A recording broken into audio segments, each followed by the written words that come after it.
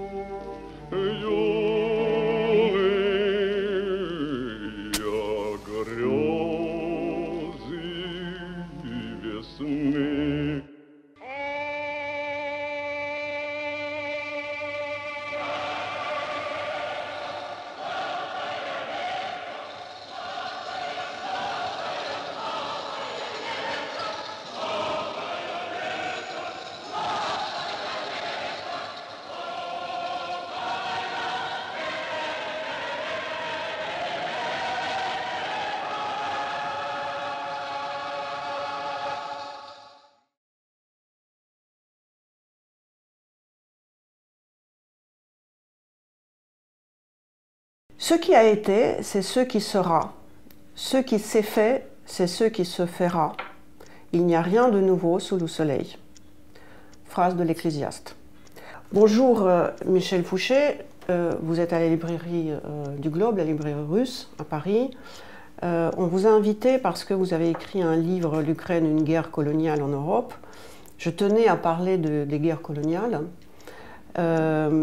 Et je voudrais commencer par vous poser une question sur votre dédicace. Vous dédicacez ce livre aux Ukrainiens humiliés. On a beaucoup parlé d'humiliation. On ne voulait pas humilier Poutine.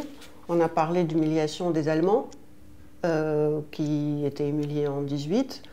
On a parlé de Erdogan, qui aujourd'hui prétend devenir le prix Nobel de la paix, avant ces élections, et qui était très humilié par Obama quand il voulait assister à l'anniversaire de champion de boxe. Et il était viré par les gardes du corps de Obama. L'humiliation, ou comme on dit ressentiment, est devenue la pierre angulaire des commentaires autour de la guerre en Ukraine. Oui, alors il ne faut pas humilier la Russie, c'était un leitmotiv déjà de Jacques Chirac. Moi, il me l'avait dit, c'était presque une instruction quand il m'a nommé ambassadeur dans les pays baltes, à Riga. Dans la période 2002-2006, c'est une période d'ailleurs tout à fait passionnante parce que c'était celle du double élargissement à l'OTAN, à l'Union européenne pour les États baltes. Et en 2002, ils étaient indépendants depuis une douzaine d'années. Et on se demandait si ça durerait plus que leur première indépendance entre 19 et 39.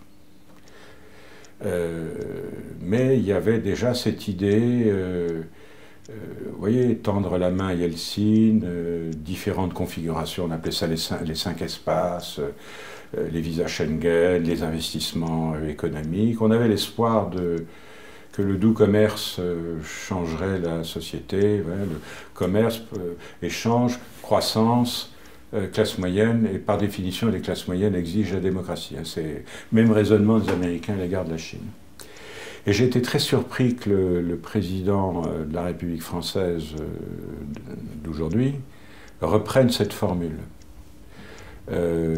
qui a sans doute été conseillée par d'anciens responsables français de politique étrangère. Je crois qu'elle n'était... Autant elle était justifiée à l'époque de Yeltsin, autant elle me semble vraiment complètement à contresens aujourd'hui.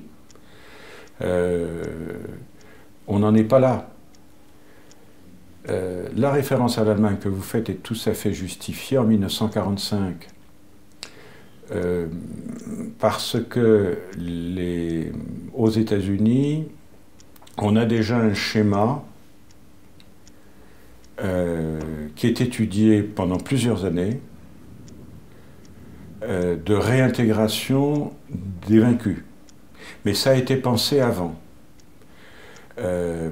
Pourquoi? Pour ne pas répéter les erreurs des traités de 1919, hein, les réparations, l'Allemagne paiera, etc., alors qu'elle n'avait pas complètement perdu la guerre. Et puis surtout, et puis le Japon, et surtout il y avait Staline. Donc il fallait en fait réintégrer les vaincus. Mais, comme cela a été indiqué de manière extrêmement ferme par l'ancienne présidente d'Estonie lors d'une rencontre récente à Kiev, une réunion Yalta Stratégie, quelque chose comme ça, où l'ancien ambassadeur Ischinger, allemand, ancien ambassadeur à l'OTAN, Washington, en charge de la conférence de sécurité de Munich, dit il faut la paix, il faut se réconcilier. Et là, Karsta Kalindjoun, elle dit oui, mais avant, il faut un examen critique du passé, un jugement.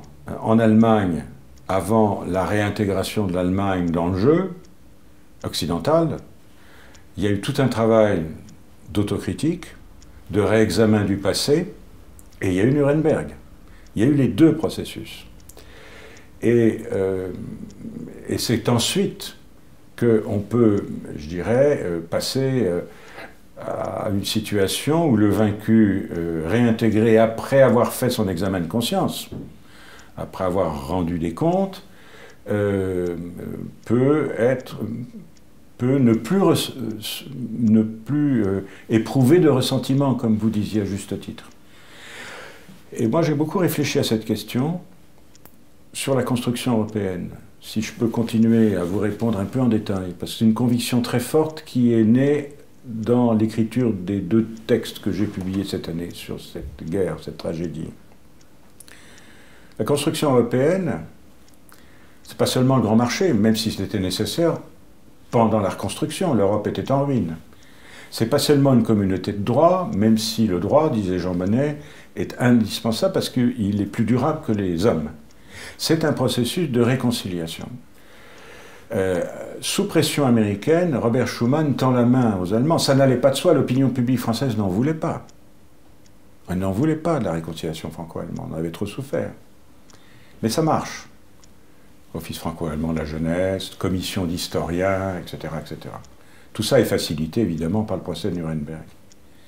Et puis le rôle de l'Église catholique et de l'Église protestante, qui ont joué vraiment un rôle très très important dans ce dialogue.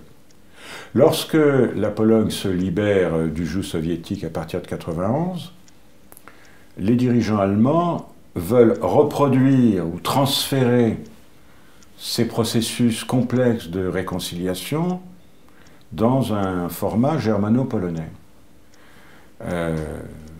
Tout le monde sait à quel point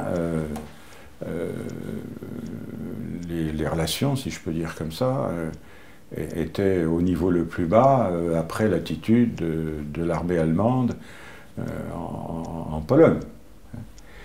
Et donc les dirigeants allemands nous demandent, à nous Français, de les aider dans cette démarche à l'égard de la Pologne, et ce qu'on appelle le triangle de Weimar, avec des commissions d'historiens, une méthodologie, des échanges universitaires, une hospitalité, on traite des sujets de fond, on revisite le passé, et Willy Brandt va s'agenouiller devant le ghetto de Varsovie.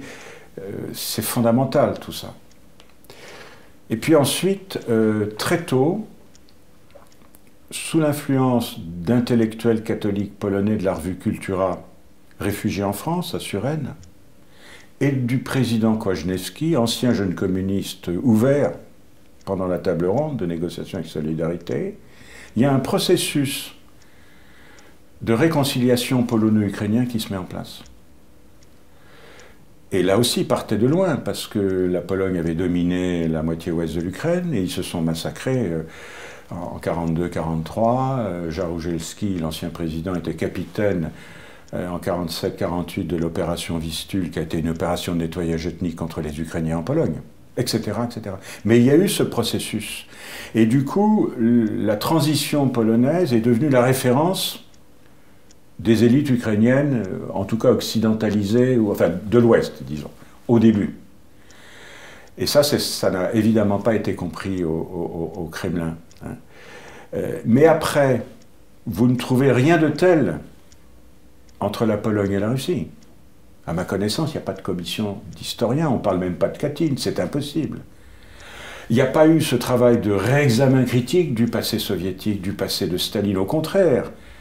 Il a été réhabilité par Vladimir Medinsky, l'ancien ministre de la Culture, que Poutine a désigné comme négociateur avec les Ukrainiens. Comment voulez-vous négocier avec quelqu'un qui nie votre existence?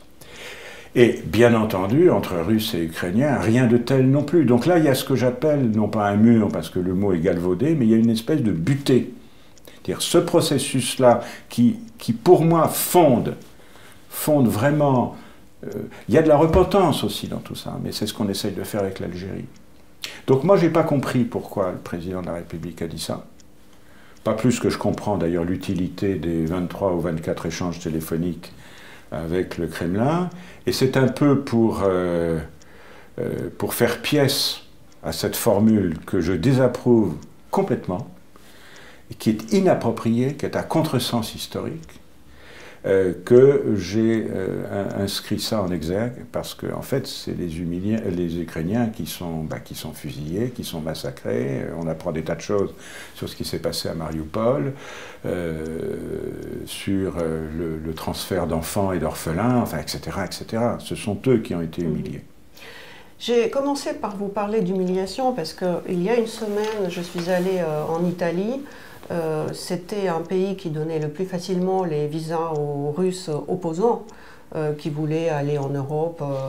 Et on sentait que c'était peut-être le dernier moment d'aller voir l'Europe, parce que ceux qui ne peuvent pas quitter la Russie pour des raisons économiques se sont dit, tiens, on va faire la dernière tournée de l'Europe, on va se voir tous et après ils vont repartir en Russie. Et c'est là, pendant ce voyage, qu'on a déclaré la mobilisation générale, qui n'est pas générale, enfin on appelle ça autrement. Et j'ai vu en espace de 24 heures comment mes amis opposants à Poutine ont adopté le discours poutinien pour dire que l'Europe c'est une pute, c'est un traître qui nous laisse tomber, que les pays baltes, ils continuent d'ailleurs de les appeler pays baltes, un tout petit peu avec une arrogance, que les pays baltes c'est des gens qui vont avoir une conversation longue avec l'apôtre Paul, en leur expliquant qu'à cause de 41, on ne laisse plus entrer les Russes, même les opposants, sur le territoire des pays baltes avec le visa Schengen. Il y avait cette espèce de humiliation qu'ils ont exprimée, et je me suis dit, mon Dieu, cette fausse opposition qui finalement n'a rien foutu, passez-moi l'expression, pour que la Russie devienne une société civile, parce que c'est une société atomisée des individus, chacun pour soi, est en train aujourd'hui d'utiliser les mêmes arguments de Poutine, qui dit que en Occident, tout le monde est pourri. Oui, ben, écoutez, ils peuvent le penser. Alors, je ne sais pas si vos correspondants russes en Italie sont rentrés en Russie. Si, ils sont rentrés en Russie. Ils sont rentrés en Russie. Ils pourraient nous faire des reproches s'ils avaient un projet d'installer des gouvernements en exil. Vous êtes d'accord que... Ce qui s'est passé, par exemple, avec le gouvernement polonais à Londres. D'ailleurs, ça n'a pas abouti, mais il y a beaucoup d'exemples. Lénine, il est venu sûr, de il y a beaucoup d'exemples d'opposants, de vrais opposants, qui, pour des raisons d'efficacité, contestent de l'intérieur et de l'extérieur, mais les états-majors actionnent de l'extérieur. Poutine l'a fait depuis Zurich, Lénine l'a fait depuis Zurich, mais ce n'était pas l'objectif des gens que vous avez rencontrés. Mais ce qui se passe, c'est que, vous voyez, justement, il n'y a pas eu ce travail de réexamen critique. Non. Au contraire, il y a eu une réhabilitation. Medinsky a été chargé par Poutine de réécrire le manuel d'histoire de terminale des classes russes dans le sens de la réhabilitation du passé, parce que Poutine s'est rendu compte que Staline était plus populaire que lui. Un des signes avant-coureurs, vous savez ce qu'on appelle quelquefois en stratégie les signaux faibles. Ça a été les attaques contre Mémorial en Russie, et puis la suppression, l'interdiction de Mémorial, je crois 2 jours avant le 24 février. Alors après, il se pose des tas de questions, si vous voulez, parce que ça n'a pas toujours été comme ça. J'ai l'impression que l'opposition de Poutine, au fait, c'est des clones de Poutine. Parce qu'ils disent, ils se présentent comme anti-poutiniens, mais ils utilisent toujours le même lexique impérial que utilise Poutine. Une autre question que je voudrais vous poser, et là on s'approche du thème de la guerre coloniale, n'est-ce pas pour l'Ukraine aujourd'hui la seule issue de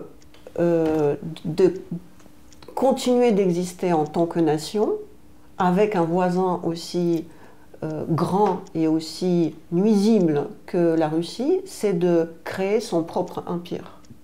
Pour l'Ukraine ? Oui. Alors, je ne suis pas sûr de bien comprendre votre question. Là, il ne s'agit pas de ça. Je vais essayer de vous expliquer pourquoi je pense à ça. Parce que vous savez très bien que le suivant, enfin, une personne qui est très très populaire, qui est l'idéologue, un des idéologues de Zelensky est Aristovitch, qui souvent fait des interventions sur les chaînes YouTube, sur le Telegram. Il parle de la création d'un nouveau ordre mondial autour de l'Ukraine. Et quelque chose me dit que peut-être qu'ils pensent que pour eux, essayer de protéger leurs frontières, c'est de créer leur empire à eux. Oui, alors moi je ne connaissais pas ça, je trouve que c'est extrêmement dangereux. Je trouve aussi. Mais j'ai souvent pensé, et il y a des signes de ça, que quelquefois il y a un risque en Ukraine d'agir comme en Russie, c'est-à-dire un certain extrémisme, un certain romantisme. Ce qui peut les perdre, c'est d'aller trop loin. Donc, oui, c'est assez curieux ce que vous dites. Moi, c'est une découverte pour moi. Je trouve que c'est très dangereux. Hein. De même que ce qui me fait peur, c'est cette espèce de nihilisme dostoïevskien chez certains intellectuels russes qui disent des choses absolument invraisemblables. On a l'impression que tous les tabous sont en train de sauter. Non, là, l'idée, c'est que l'Ukraine, pour des raisons historiques, il y a un sentiment national en Ukraine depuis, disons, le milieu du 19e siècle. Il ne faut quand même pas trop idéaliser la période cosaque, même s'il y a une tradition d'autonomie et de démocratie locale, mais enfin, elle n'a pratiquement pas été respectée par les tsars après 1654. Donc l'Ukraine, c'est le dernier État-nation qui apparaît sur la carte de l'Europe. Donc c'est très récent. C'est très récent. Il y a une idée nationale, mais il n'y a jamais eu d'État parce que c'est un espace indéfendable. C'était un espace indéfendable.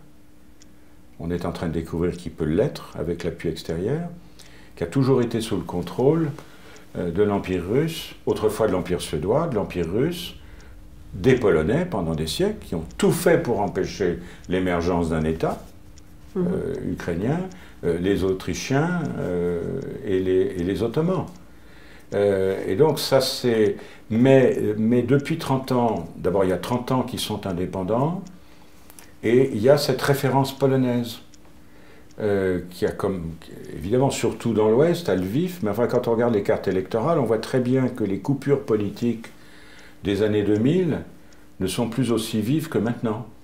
Et Zelensky, en 2019, il a été élu majoritairement partout, à l'Est, au centre et à l'Ouest, sauf en Galicie, qui est un peu, enfin, qui est pas le fief de Poroshenko, c'est pas sa ville natale, mais enfin c'est là qu'il est, c'est peut-être berceau de l'idée nationale. Donc on a bien un État-nation en formation qui s'émancipe d'un empire.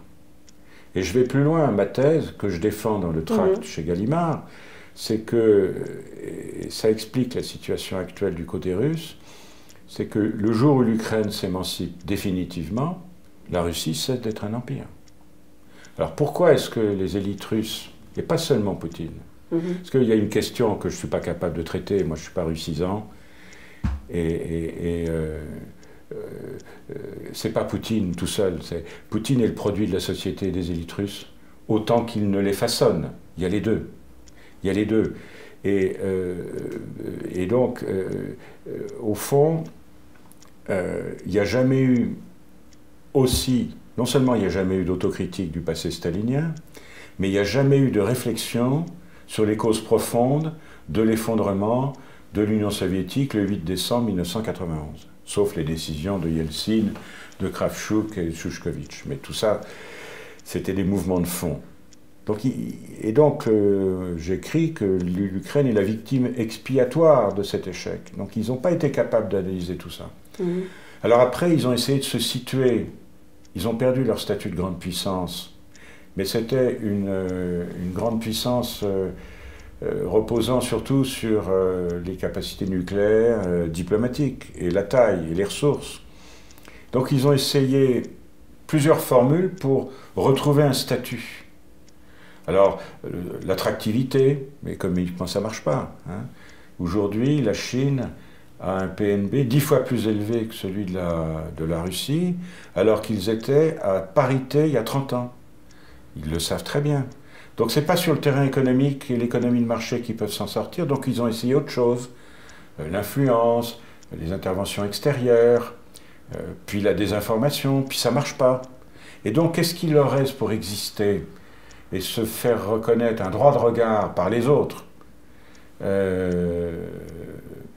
parce qu'on ne peut pas être un empire tout seul, il faut que les autres soient d'accord. Hein. C'est l'idée d'empire. Et ça marche parce qu'il y a dans la population probablement, après le chaos de l'époque de Yeltsin, une nostalgie. On a vu la période tsariste être réhabilitée dans la population. Et puis après Staline, hein, parce qu'il y avait de l'ordre. Et donc, depuis 20 ans, il n'y a pas de plan préconçu pour ce qui se passe aujourd'hui, mais il y a eu toute une série de tentatives pour exister à l'échelle mondiale. Et moi, je considère, mais je peux le regretter aussi, que c'est un empire en déclin, mais les déclins peuvent être longs, sanglants et chaotiques. Ou alors ils peuvent être comme le déclin de l'Empire de l'Espagne, qui était un passage assez paisible. Je ne sais pas, sauf que dans l'histoire russe, sauf exception, les changements de régime ont toujours été la conséquence de défaites extérieures. Ça, c'est sûr. Les réformes de Nicolas II de 62 sur l'abolition du servage, c'est la conséquence de la guerre de Crimée de 56-59. La première révolution russe, c'est la conséquence de l'échec naval à Tsushima contre la flotte japonaise. La défaite de l'armée rouge devant les Allemands en 1917. D'ailleurs, à cette occasion, le camarade Lénine est mis dans un train par les Allemands et il va à Helsinki. Gorbatchev et l'Afghanistan. Le contre-exemple, c'est Staline en 1945. Durcissement du régime, mais ça dure jusqu'en 1953. Donc il se peut qu'une succession de défaites militaires, ce qui semble être le cas, tactique, parce que ça va continuer, La structure de commandement de l'armée russe aujourd'hui est complètement vermoulue. Et donc, le problème, c'est qu'après Poutine, ça peut être pire. Oui. On voit Kadyrov et Prigojine qui montent au créneau. Il y a d'autres gens que je ne veux pas citer dans une réunion, dans une émission comme ça, mais que je connais bien et que vous connaissez aussi bien que moi, autour du Kremlin. Donc, Poutine a toujours été un centriste en politique intérieure. C'est assez curieux de le présenter comme ça, c'est une métaphore, bien entendu, mais qui m'avait été confiée par un ancien ambassadeur de France à Moscou, qui est d'ailleurs parfaitement russophone et que vous connaissez aussi bien que moi, qui habite pas très loin d'ici d'ailleurs. Entre une aile réformatrice qui a été marginalisée ou qui s'est exilée et une ultra-droite. Et aujourd'hui, on voit que le centre de gravité se déplace vers la droite. Toutes ces critiques, actuellement, le peu d'écho que moi je suis capable d'en avoir, c'est « vous n'en faites pas assez ».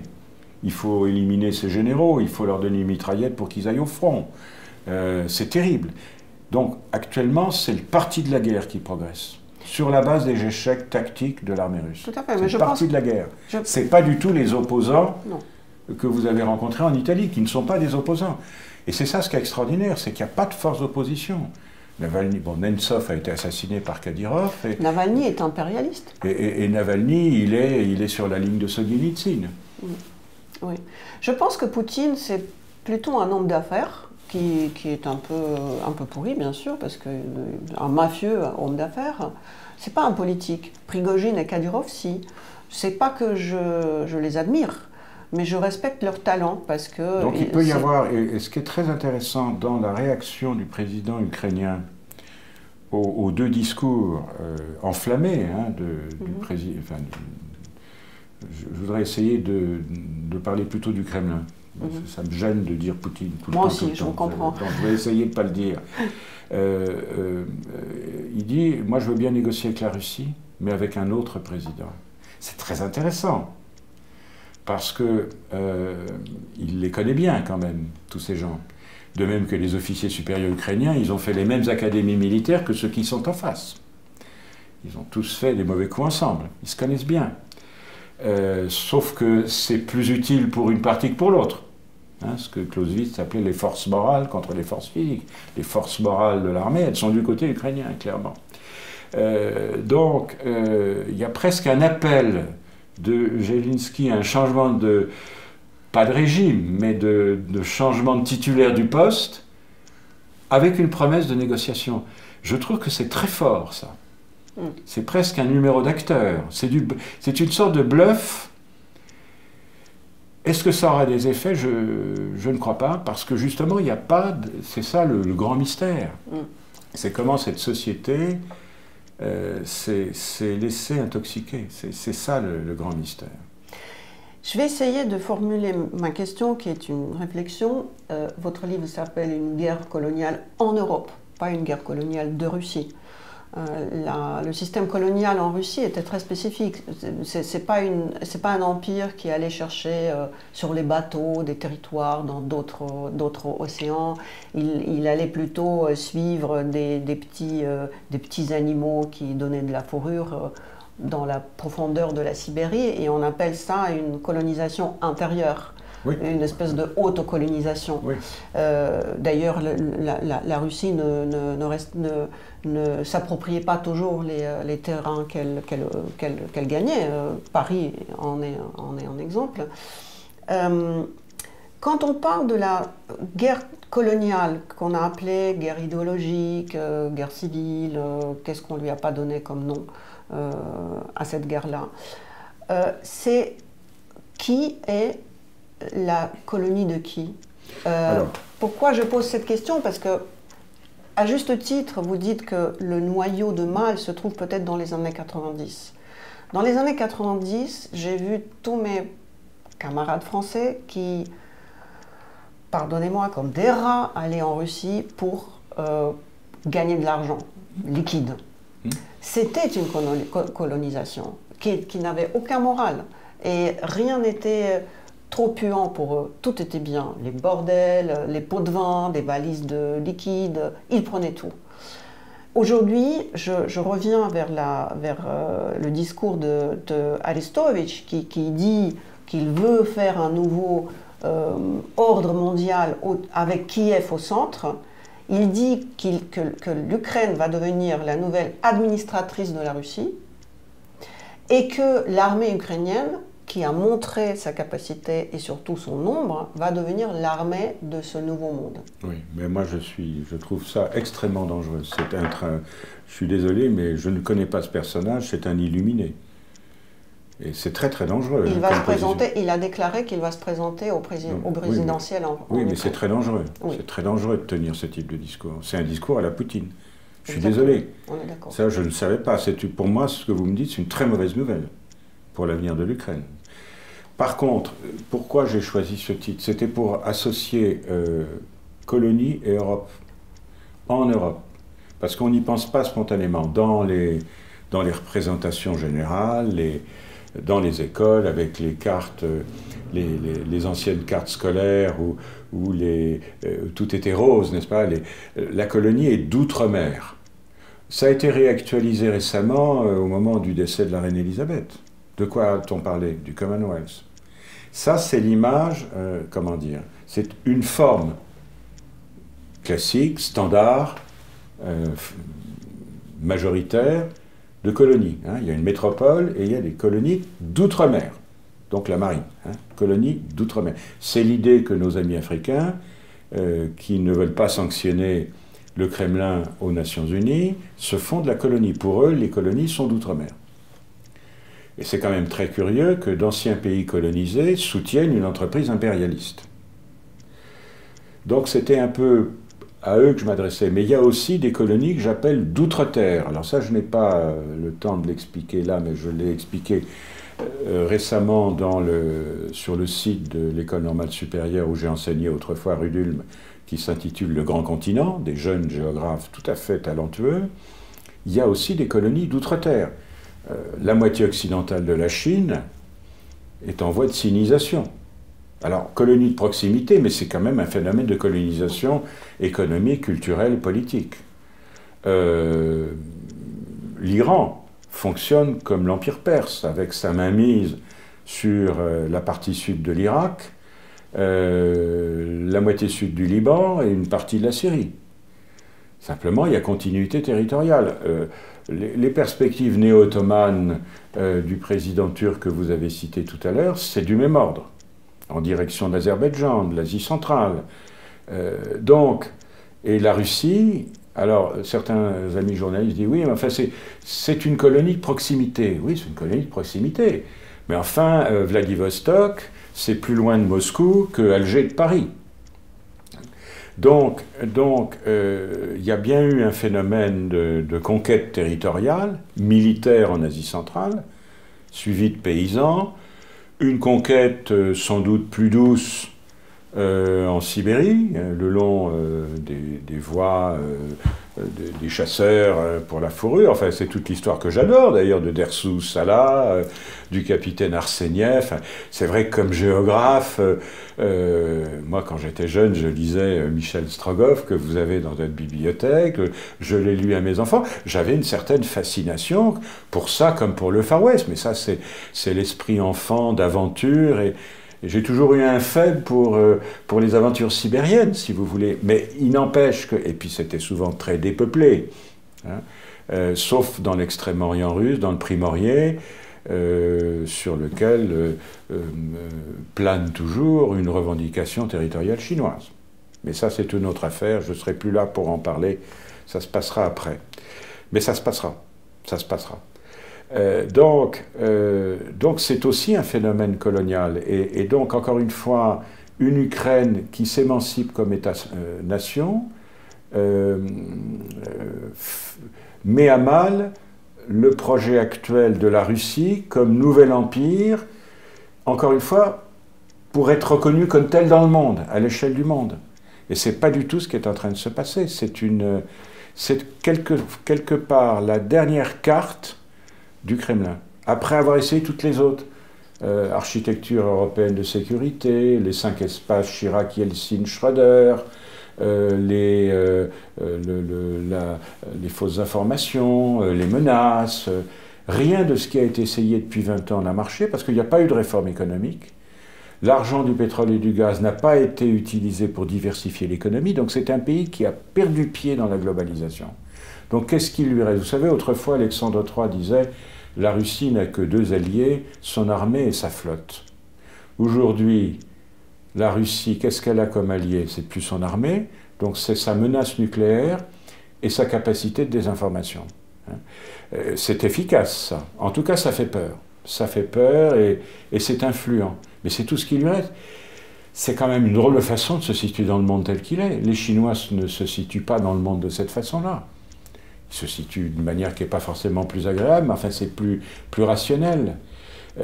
Donc je pense que cette affaire ukrainienne, vue de Moscou, enfin cette tragédie, ce crime, c'est la dernière carte. Hein, et en fait ça ne marche pas. Parce que ce qui me frappe dans le comportement du Kremlin, c'est l'inspiration stalinienne du bon usage du calendrier. Rien ne vient jamais au hasard. Alors ça marche ou ça ne marche pas, mais c'est une autre affaire. Là, il y a eu cette réunion à Samarcande de l'Organisation de coopération de Shanghai. Le président indien a dit « c'est pas le temps de la guerre ». Et le président russe a été obligé de dire que constamment, il le dit dans l'extrait dont on a pu lire en français, que c'était des remarques constantes du président Modi. Ça veut dire que Modi a toujours mis en garde le Kremlin contre du recours à la guerre. Et là, c'est sorti publiquement. Quant au président chinois, moi je ne sais pas ce qu'il s'est dit quand il y va début février 2022, il doit lui dire qu'il répond à une future attaque américaine. Très bien, les Chinois achètent ça, mais doivent les mettre en garde. Et là, il y a 15 jours, à Samarcande, le président chinois a dit que ça met du désordre quand même, tout ça, dans les prix, dans l'instabilité. Les Chinois détestent l'instabilité, ils détestent ça. En fait, ils sont contre cette guerre. Ils achètent la version anti-américaine, mais ils sont contre cette guerre. Et ça n'a que des inconvénients pour eux, sauf qu'ils achètent du pétrole à bon marché, à prix bradé, à moins 50%. Mais bon, très bien. Et Poutine est obligé de reconnaître qu'il y a des divergences qu'il va devoir expliquer. Donc, actuellement, la situation est dangereuse, parce qu'il est perdant au plan international, et on le verra à la prochaine Assemblée générale des Nations Unies. Même nos amis africains ne peuvent pas soutenir une annexion. Il est perdant, il commence à être perdant au plan intérieur. Cette affaire de la Place Rouge, cette cérémonie à la salle Saint-Georges, c'est Potemkin, c'est de la mise en scène. C'est une façon de dire, vous voyez, j'ai atteint mes objectifs, et le jour même, il perd encore des villes du Donbass annexées. Le jour même. Et il est perdant militairement. Donc, en fait, il est en difficulté, et la situation... Moi, j'ai toujours pensé que la situation deviendrait extrêmement dangereuse le jour où l'armée ukrainienne marquerait des points. Et là, il est cornérisé, comme on dit en mauvais français, par son isolement international. Donc, à quelles conditions est-ce que ça peut s'arrêter? Les Ukrainiens ne sont pas sur une ligne de négociation avec le pouvoir actuel. Ils vont continuer leurs avancées. Mais avec un risque, là aussi, d'extrémisme, Ça m'inquiète ce que vous me dites, sur ce qui s'écrit à Kiev. Ça m'inquiète. Il va falloir que je travaille là-dessus. Oui, et je vais vous passer le discours, la conversation. S'il vous plaît, parce que je l'ignorais complètement. Oui, oui. Arestovitch, donc. Et l'histoire russe, moi je suis russe, c'est vrai qu'on a tendance de dire que blanc c'est noir, noir c'est blanc. On a toujours vécu comme ça un tout petit peu. La loi est faite pour ne pas la respecter. Borodino, c'était une victoire. On brûle notre propre ville pour gagner. Enfin, même la Deuxième Guerre mondiale, est-ce que c'est vraiment une victoire ou c'est quand même, et Dieu sait que ça me dérange de dire ça, mon fils qui fait ses études à Franklin un jour est venu pour me dire qu'ils étudient une période qui s'appelle Allemagne, Italie, URSS. Je dis, ne me dis pas que tout le monde est dans le même panier. Il dit, si, mais c'est comme ça, maman. Et mon passé soviétique se révolte. C'est vrai qu'on a tendance, nous les Russes, d'interpréter des choses à notre façon. Ce que je vois, c'est que la Russie tombe de 20e étage et l'Europe essaye, au 3e étage, de lui dire Tu ne veux pas t'arrêter pour négocier? Oui, alors là, c'est foutu, c'est foutu. C'est un domaine qui me dépasse, mais moi, encore une fois, je ne parle pas la langue russe, mais c'est un pays où je suis allé très très souvent depuis 30 ans, d'abord parce qu'il y a une très bonne école de géographie en Russie. Dans un pays où les cartes étaient interdites. Oui, oui, mais ils se débrouillaient pour en fabriquer quand même, et certains d'entre eux, je le sais, sont malheureux aujourd'hui. Certains d'entre eux sont malheureux. Et j'y suis allé ensuite pour des conférences, à la Haute École d'économie, des entretiens à la radio Écho de Moscou, la radio de Gazprom. Nous avions un institut d'études franco-russes, tout à fait remarquable, très bien introduit. J'y suis allé souvent en mission officielle. J'y suis allé après à l'Institut dans des entretiens dans le domaine de la défense et de la stratégie. Si vous voulez, il y a toujours eu, même jusqu'à Hollande, une ouverture, une volonté de dialogue, d'autant plus que nous sommes avec la Russie aujourd'hui, un des 5 membres du Conseil de sécurité. Et donc à New York, il y a eu un dialogue. Les choses se sont dégradées, je dirais pas tellement avec la Crimée et le Donbass. En fait, je pense qu'on a sous-réagi, on a eu tort à ce moment-là, on a laissé passer les choses. Même si Hollande a fait quelque chose avec les accords de Minsk et le format Normandie à 4, Russie, Allemagne, France, Ukraine, mais personne n'a joué le jeu du côté russe et du côté ukrainien. Personne n'a joué le jeu de ces accords. Ce qui a beaucoup dégradé les choses pour nous, c'est la Syrie. C'est l'engagement du Kremlin en direction de Bachar. Et là, ça c'est vraiment le point de rupture. Et puis après, les incursions dans l'ancienne zone d'influence française en Afrique de l'Ouest, qui continue avec le dernier coup d'État d'hier au Burkina Faso. Donc là, on est en opposition frontale, donc il n'y a plus de dialogue possible, mais quand même, on en a parlé récemment avec un ancien directeur de cabinet du Quai d'Orsay, le ministère des Affaires étrangères. On a fait beaucoup, beaucoup, beaucoup. Et je me souviens quand on revenait de réunions un peu approfondies à Moscou avec le ministre des Affaires étrangères, Hubert Védrine. Un jour, il me dit, on donne, on n'obtient rien. Alors après, ce que vous dites, noir et blanc, blanc et noir, un diplomate vient de publier un livre, Diplomatie pour quoi faire, Jérôme Bonnafont. Il rappelle une remarque de Fabius, ministre des Affaires étrangères, qui s'entretient avec Lavrov, et qui prend Lavrov en flagrant délit de mensonge sur la Syrie. Il lui dit, mais Sergueï, là, c'est pas vrai ça, pas du tout vrai. Alors il répond, Lavrov, ça va dans le sens de ce que vous dites. La Russie est une nation souveraine. C'est donc elle qui décide de ce qui est. Il y avait une bouteille de jus d'orange sur la table. Il dit à Laurent Fabius, tu vois cette bouteille de jus d'orange? Si je décide qu'elle est bleue, elle est bleue, et tu ne pourras pas me faire changer d'avis. Bien, à partir du moment où on est là, on n'est pas au 3e étage, on est par terre. On ne peut plus rien discuter. Vous comprenez? De quoi peut-on parler si les mots que nous employons n'ont pas le même sens? Donc qu'est-ce qui reste? Il reste le rapport des forces. Et alors, ce qui est tout à fait frappant dans ce qui s'est passé en Russie, et notamment au Kremlin depuis 2 ans, c'est la pandémie. Moi, j'ai une thèse sur la pandémie, c'est que elle a durci les relations internationales. Pourquoi? Parce que vous ne pouvez pas pratiquer la diplomatie par visioconférence. Qu'est-ce que c'est que la diplomatie? C'est une conversation permanente. On ne peut pas avoir la même qualité de dialogue, vous et moi, à votre invitation maintenant, par visioconférence. C'est pas possible, surtout quand on ne se connaît pas ou peu. Et donc les relations internationales se sont dégradées depuis 2 ans. Et quand il n'y a pas de diplomatie, il y a du pur rapport de force. Et il y a de la violence, un risque. Là, pendant la pandémie, qui a été extrêmement mal gérée en Russie, très très mal gérée, et qui est un facteur de mécontentement. On a appris d'ailleurs récemment que l'argent dédié aux soins avait été détourné en faveur du ministère de la Défense. Le président russe, selon les conseillers du président français que je fréquente, ils m'ont signalé un durcissement du comportement du président russe, parce qu'au Kremlin, il s'est enfermé, peur, panique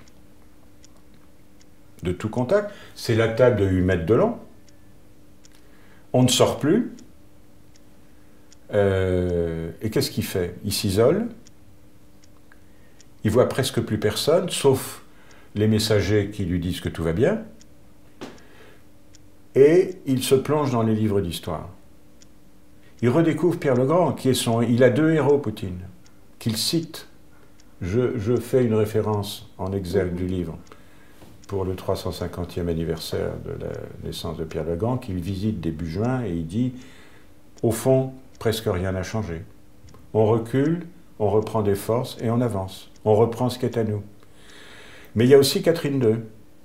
Il a 2 références historiques. Pourquoi Catherine II? Dans son discours au Kremlin, la semaine dernière, il emploie cette expression que vous connaissez aussi bien que moi, mais qui m'intéresse comme géographe, Novorossiya, la Nouvelle-Russie. En fait, c'est une expression de Catherine II pour la steppe ukrainienne après la dévastation liée aux guerres russo-ottomanes. Quand on dit Novorossiya, il y a le mot Russie, Nouvelle-Russie, il n'y a pas d'Ukraine. Si c'est la Russie, c'est à nous. On reprend ce qui est à nous. Donc il s'est complètement enfermé dans l'histoire longue, et je crois qu'il veut prétendre au 3e rang des grands tsars, ou des tsarines, au 3e rang. Parce que c'est évidemment pas... Mais je crois qu'il aura le sort de Nicolas II. Peut-être. Qui dit l'empire, dit les ressources. Parce que souvent les empires se créent à la recherche de pétrole, de coton, du sucre. La ressource russe étant pétrole, gaz, d'après un certain nombre de culturologues, comme on dit chez nous, je ne sais pas d'ailleurs si ça existe comme profil en Occident, il y a des ressources qui vous font travailler, comme par exemple le sucre ou le coton, et puis d'autres qui ne font pas travailler la population. Tu mets le tuyau et c'est bon. C'est ça. Et ça crée des États parasites. En fait, la Russie, depuis des siècles, est un État parasite, où la non-action est presque le mode de vie, parce qu'on a besoin de rien faire. Les gens qui vivent autour de propriétaires de la ressource, comme pétrole ou gaz, ou comme Pouchnine, hein, la fourrure, c'est des gens qui vivent plus ou moins en autarcie. D'où le servage, parce que c'est pas comme les esclaves qui travaillent, eux, comme des machines. D'ailleurs, on ne les garde pas, parce que si l'esclave qui ne travaille pas n'intéresse pas le propriétaire, tandis que les gens qui vivent sur tes terres, bah, ils sont là, ils te servent plus ou moins comme domestiques. Est-ce que c'est pas ça le fond de problème? Est-ce que c'est pas ça le noyau de l'empire à la russe? Cette paresse, cette espèce de fatalisme qui souvent se fait passer pour l'acceptation de quelle que soit la politique. Alors, sur les ressources comme facteur d'expansion territoriale, oui. Là, c'est très clair. Enfin, il y a une rente des hydrocarbures qui n'a pas été utilisée pour moderniser et diversifier l'économie. C'est le grand échec économique depuis 20 ans. Et là, les libéraux comme Kassianov et même Gaïdar ils n'ont pas réussi à imposer leur point de vue. C'est une trajectoire qui est à l'inverse de celle de la Chine. Mais la Chine a moins de ressources. Les gens travaillent. Ce sont des paysans, ils travaillent. Parce que s'ils ne travaillent pas, s'ils ne travaillent pas collectivement pour protéger les champs et les rizières avec des digues, c'est le désastre. C'est l'inondation, c'est la famine. Donc c'est 2 trajectoires culturelles et de rapport au travail complètement différents. Le problème, c'est que l'expérience d'ouverture démocratique et vers l'Occident de l'époque Yeltsin s'est traduit par un chaos mis à profit par la kleptocratie. Ils se sont tous emparés des ressources, gaz, pétrole, les industries, de manière souvent violente, les industries, le nucléaire et même les terres. L'attitude historique de la France, même du Royaume-Uni, de l'Allemagne, il me semble, a été déjà à la fin du 19e, après la guerre de Crimée, a été d'accompagner la modernisation de la Russie. On a investi dans... les Allemands formaient les cadres de l'armée russe avant 1914.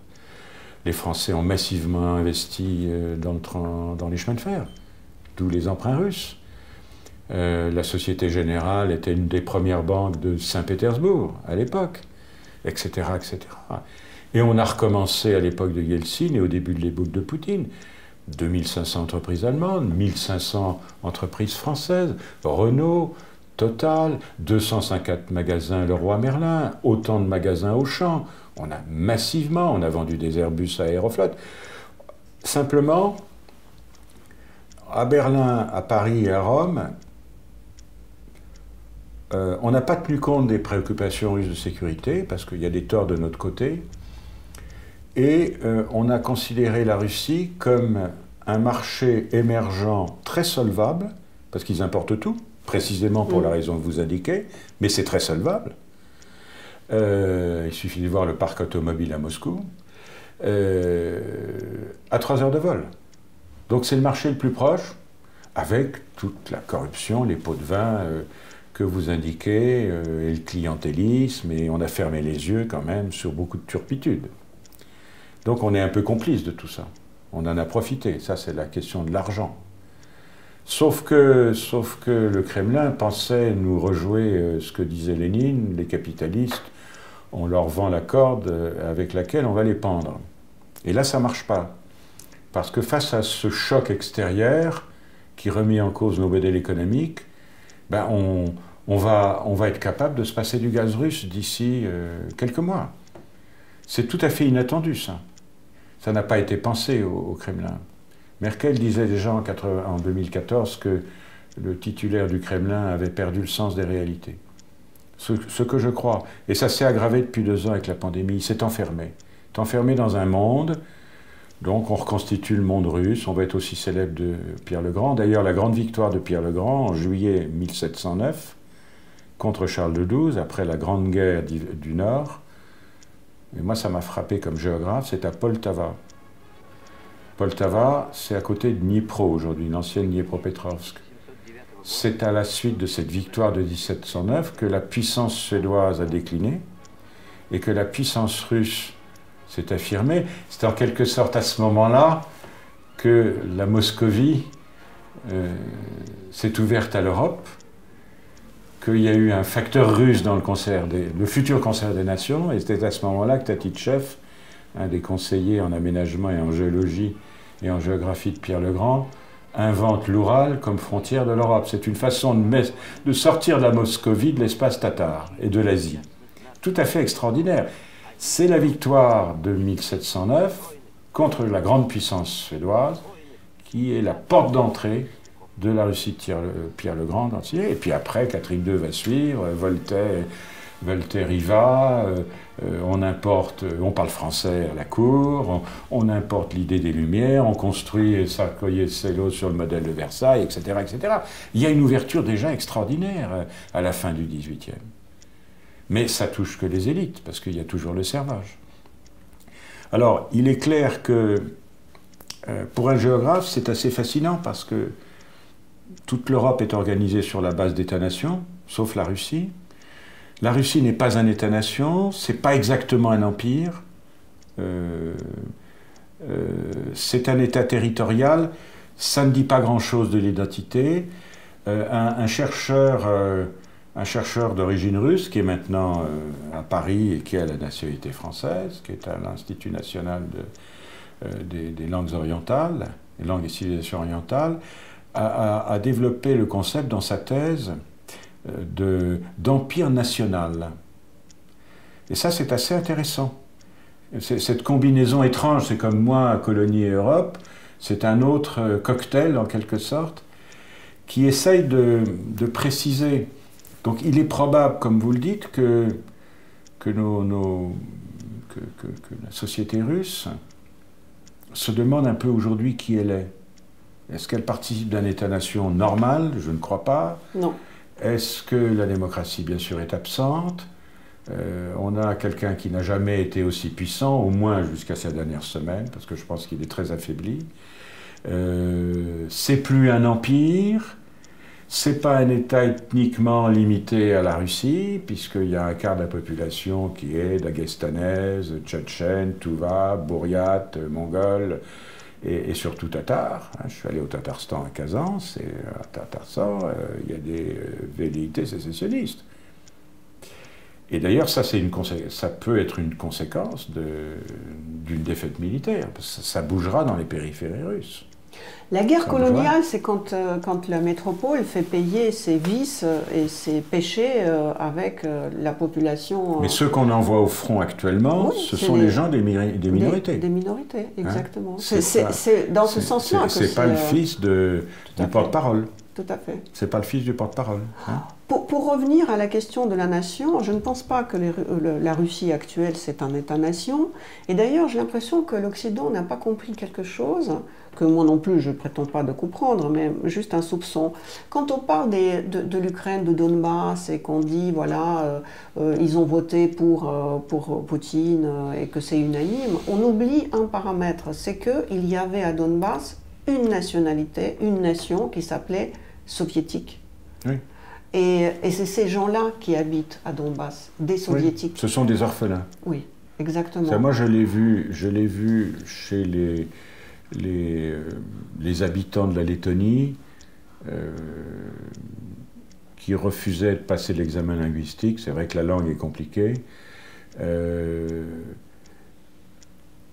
Qui étaient russes sans être attachés à la Russie, qui ne se reconnaissaient pas dans la politique dite des compatriotes, et avec des amis de l'Institut culturel qui, eux, parlaient le russe, ils me disaient, mais ce sont des orphelins de l'Union soviétique. Et c'est vrai que l'Union soviétique offrait un cadre un peu, comment dire, je veux dire, rassurant, de même que c'était plus ou moins un État-providence, hein. À bas niveau, mais quand même. Et oui, vous avez raison. En plus, dans le Donbass, il y a depuis très longtemps une identité régionale forte, parce que c'était, parce que là aussi, il n'y a plus beaucoup de mines de charbon. C'est un charbon de très bonne qualité dans l'ouest du Donbass. C'est un bassin houiller qui est en crise, comme la Lorraine ou la Wallonie, hein. Mais il y a eu cette idéologie productiviste. Enfin, Stakhanov était du Donbass. Il ne faut jamais oublier ça. Donc en fait, c'est vrai, à Louhansk et à Donetsk, il y a une identité régionale. Il y a une identité régionale à la fois soviétique, parce que ce sont des gens qui sont venus travailler dans les mines d'ailleurs dont les techniques ont été importées par des ingénieurs du Pays de Galles. Et des Européens de l'Ouest. Hein, il y a eu là une ouverture. Hein, on faisait du transfert technologie. Et les ouvriers, souvent, il y avait un appel à la main-d'œuvre, et donc c'était des ouvriers qui venaient de Russie propre, si vous voulez. Et donc ça a toujours été une région où on parlait soit le russe, soit les deux langues. Et il y avait autant, au seul recensement de la fin du 19e, je crois que. Je ne sais plus si c'est le recensement de 1902, je crois, le seul grand recensement de l'Empire. Il y avait autant de gens qui déclaraient parler l'ukrainien que parler le russe dans le Donbass. Autant. Sauf tout à fait à l'est vers Rostov-sur-le-Don, etc. Hein, parce que le Donbass est coupé en deux, en fait. Donc vous avez raison. Et surtout chez les anciennes générations. Hein, les babouchkas, enfin bon, il y a la nostalgie de l'Empire soviétique. C'est pas tellement Staline, c'est l'Empire. On était bien, on savait qui on était. Je ne pense même pas que c'est l'Empire, je ne sais pas non, c'était pas l'Empire. C'est juste que leur il y a eu une réhabilitation de l'Empire et puis après de Staline, mais c'est ça. il y a des orphelins, je sais pas quel... il y a des orphelins de... les anciennes générations, c'était mieux avant. Cela dit, pour parler de la gérontophilie, en quelque sorte, c'est vrai que Poutine, le régime actuel, c'est un régime qui bizarrement, l'Union soviétique pensait au futur. C'était un pays il y avait un projet prométhéen. Oui, tout à fait. Et aujourd'hui, tout le monde se tourne vers le passé parce qu'il ne se voit pas dans le futur. Et puisqu'il ne se voit pas dans le futur, il faut juste l'éliminer. Mais qu'est-ce que le Kremlin propose aujourd'hui? Mais je dirais, rien du tout. Vous qui êtes géographe, vous me direz si j'ai raison. Démographiquement parlant, la Russie, c'est un pays qui est toujours tourné vers le passé, ne serait-ce que par un simple fait que dans nos familles, nos enfants sont toujours éduqués par les babouchkas, par les grands-mères. Donc quelque part, on saute toujours une génération. Ma fille était éduquée par ma mère, donc ma fille pense comme ma mère, elle ne pense pas comme moi. Alors il y a une question démographique aussi, puisque la population russe, c'était 145 millions d'habitants en 91, et j'ai vu des chiffres récemment d'un géographe spécialiste de la Russie, c'est plus que 120 millions. Et dans l'obsession poutinienne du Rosski Mir, il y a l'idée, quand on dit l'Ukraine, la Russie, c'est un seul peuple, il y a aussi cette idée d'annexer, non pas des territoires, mais de la population, et ça c'est ce qui se passe actuellement. Il y a eu des transferts forcés qui doivent se compter par millions, mais pour l'instant personne n'en parle, mais il faudra quand même faire les comptes, pour renforcer la population russe face à la croissance démographique plus rapide des Tatars, des Tchétchènes, des Daguestanais et des minorités en Asie. Donc c'est un facteur sous-jacent. Mais ça, c'est Solzhenitsyn. Moi, j'ai relu, avant d'écrire le tract de Gallimard et puis le livre de l'Aube, j'ai relu Comment réaménager notre Russie. Il voulait annexer le nord du Kazakhstan. Et sur l'Ukraine, il est très ambigu. Il dit oui, je comprends bien que les Ukrainiens veulent leur indépendance, mais enfin c'est quand même pas une très bonne idée. Et puis au fond, ça devrait être décidé par référendum. Il le dit déjà. Le référendum, c'est pas le Kremlin qui a inventé ça, c'est Solzhenitsyn. Et il faudrait décider oblast par oblast. Ça, c'est dans Solzhenitsyn, un homme que nous admirons par sa dénonciation du goulag. Donc, cet examen autocritique ou critique du stalinisme, mais ensuite, il développe un projet, je ne sais pas comment le qualifier, néo-impérial, qui n'est pas sans ressembler à ce qui se passe aujourd'hui. Mais tous les écrivains peuvent avoir des contradictions selon la période historique considérée. Donc comment réaménager notre Russie, c'est ce que le Kremlin est en train de faire. Alors le Kazakhstan, il n'y peut rien, parce que le Kazakhstan est protégé par la Chine. Lorsque le président Xi rencontre Poutine à Samarkand, en Ouzbékistan, il arrive d'Astana au Kazakhstan. Et à Astana au Kazakhstan, donc la veille, il fait un discours sur la souveraineté et l'intégrité territoriale. Et puis ensuite, il change de sujet avec Poutine, on parle des États-Unis, de l'agression américaine. Mais ça a été dit, ça a été répété par le ministre chinois Wang Yi aux Nations Unies la semaine dernière sur l'intégrité du territoire. Les Chinois avaient énormément investi en Ukraine, énormément investi, presque beaucoup plus qu'en Russie, à cause de la route de la soie, de la mer Noire, le blé, l'huile de tournesol, la sidérurgie, etc., etc. Donc, tout ça, ça montre que ce projet de déplacement des frontières par la force, de lignes de front, hein, on a des lignes de front en ce moment, ce n'est pas des frontières, est un projet très isolé. Mais donc, probablement, le régime autocratique exploite cette espèce d'interrogation sur l'identité russe. Je pense que c'est un peuple qui a du mal à se situer dans la globalisation, et donc ce retour aux sources avec Kirill, avec l'Église orthodoxe, les vraies valeurs universelles, c'est chez nous. L'Occident est décadent. Alors c'est vrai que moi, j'aime pas tout ce qui se passe chez moi non plus, en France. Hein. Il y a des évolutions qui me plaisent pas beaucoup. À cause de mon âge, sans doute. Mais il y a... Et donc, le risque, c'est une fuite en avant dans le messianisme. En fait, Poutine veut envoyer tout un pays à la mort pour ne pas avoir des gay parades. C'est un peu... Oui. C'est un peu ridicule. Oui, oui. Alors, moi, le gay parade, bon, j'ai un avis personnel, mais enfin, ça ne regarde personne. Mais oui, c'est ça, l'Occident décadent. La violence de son discours à la salle Saint-Georges, c'est invraisemblable. Après tout, qu'est-ce que ça peut lui faire qu'il y ait une gay parade à Berlin? Mais c'est ça. Hein? C'est-à-dire que, et en plus, d'où il a vu autant. Moi, j'ai jamais vu de gay parade. C'est qu'il veut les voir. C'est que ça qu'il voit. Mais oui, ça veut dire qu'il lui reste plus que ça. Mais c'est le discours de Kirill, hein, quand il bénit les soldats. C'était le même discours. C'est Daesh. C'est un discours d'un Daesh. Oui, mais si vous voulez, c'est dramatique parce que, quand je dis la dernière, il ne lui reste plus que ça pour justifier une guerre. Donc c'est l'idée que les... Mais Medvedev l'a dit. Les vraies valeurs, elles sont chez nous. Dans le racisme de Dungin, il y a une dimension universelle.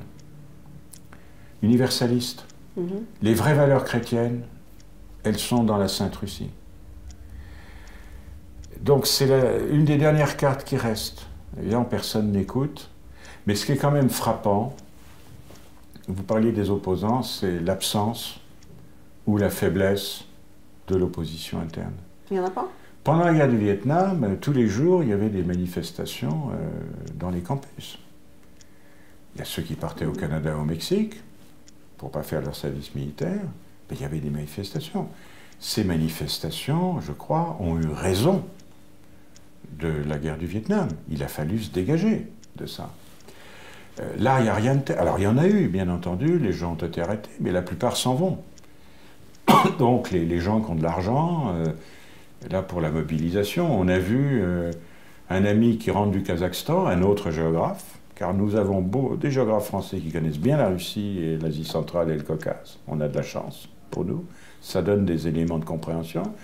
Il m'a dit qu'il avait vu, il y avait 60 000 Russes qui étaient arrivés au Kazakhstan depuis une semaine, certains se cotisant pour louer un avion privé. Ça coûtait 5 000 $. Il n'y a pas de contrôle. Il y a eu des billets d'avion Moscou-Erevan à 10 000 $. Oh, oui, non, mais je sais tout ça. Et vous voyez, donc, c'est courage Fillon. Oui, il n'y a pas d'opposition interne. Elle a été détruite. Pas sûr. Hein. Alors, on verra. Je suis beaucoup plus sévère que vous. Moi, je pense qu'elle n'a pas été détruite. Elle n'a jamais existé. Alors, d'accord. Elle était Alors, corrompue. maintenant, il y a un mécontentement à lente combustion qui se met en place.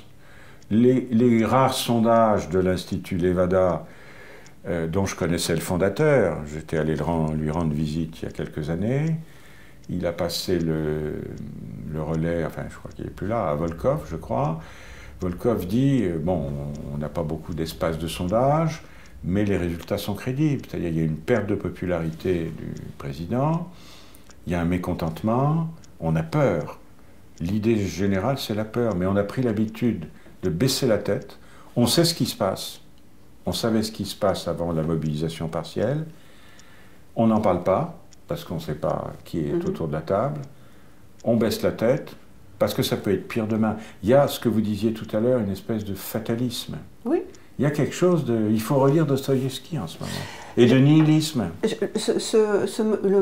J'ai écouté une fois quelqu'un de Levada qui a dit qu'il y a en Russie en plus un phénomène qui s'appelle, je pense qu'il l'a appelé une espèce de autocratie d'information, qui fait que quand on fait le sondage de quelqu'un et on dit « tu approuves Poutine ou pas ?» Il dit non. « Et penses-tu que ton voisin approuve Poutine ?»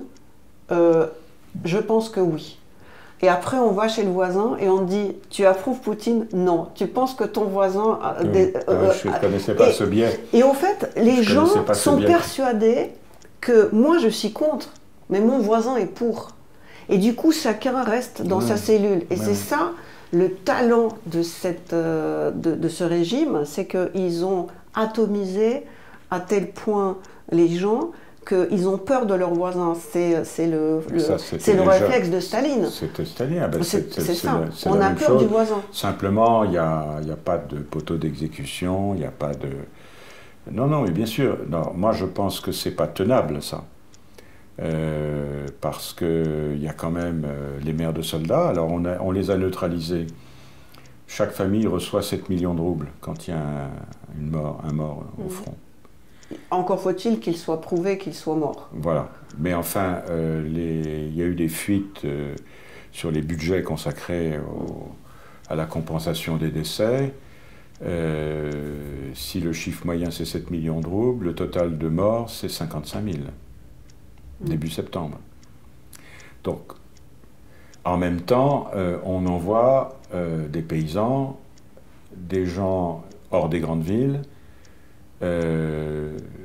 qui dépendent de l'État et qui acceptent la thèse d'une guerre de l'Occident contre la Russie. Donc quand il y a eu quelques reportages de journalistes occidentaux encore à Moscou qui interrogeaient des gens dans les bureaux de recrutement. Pourquoi vous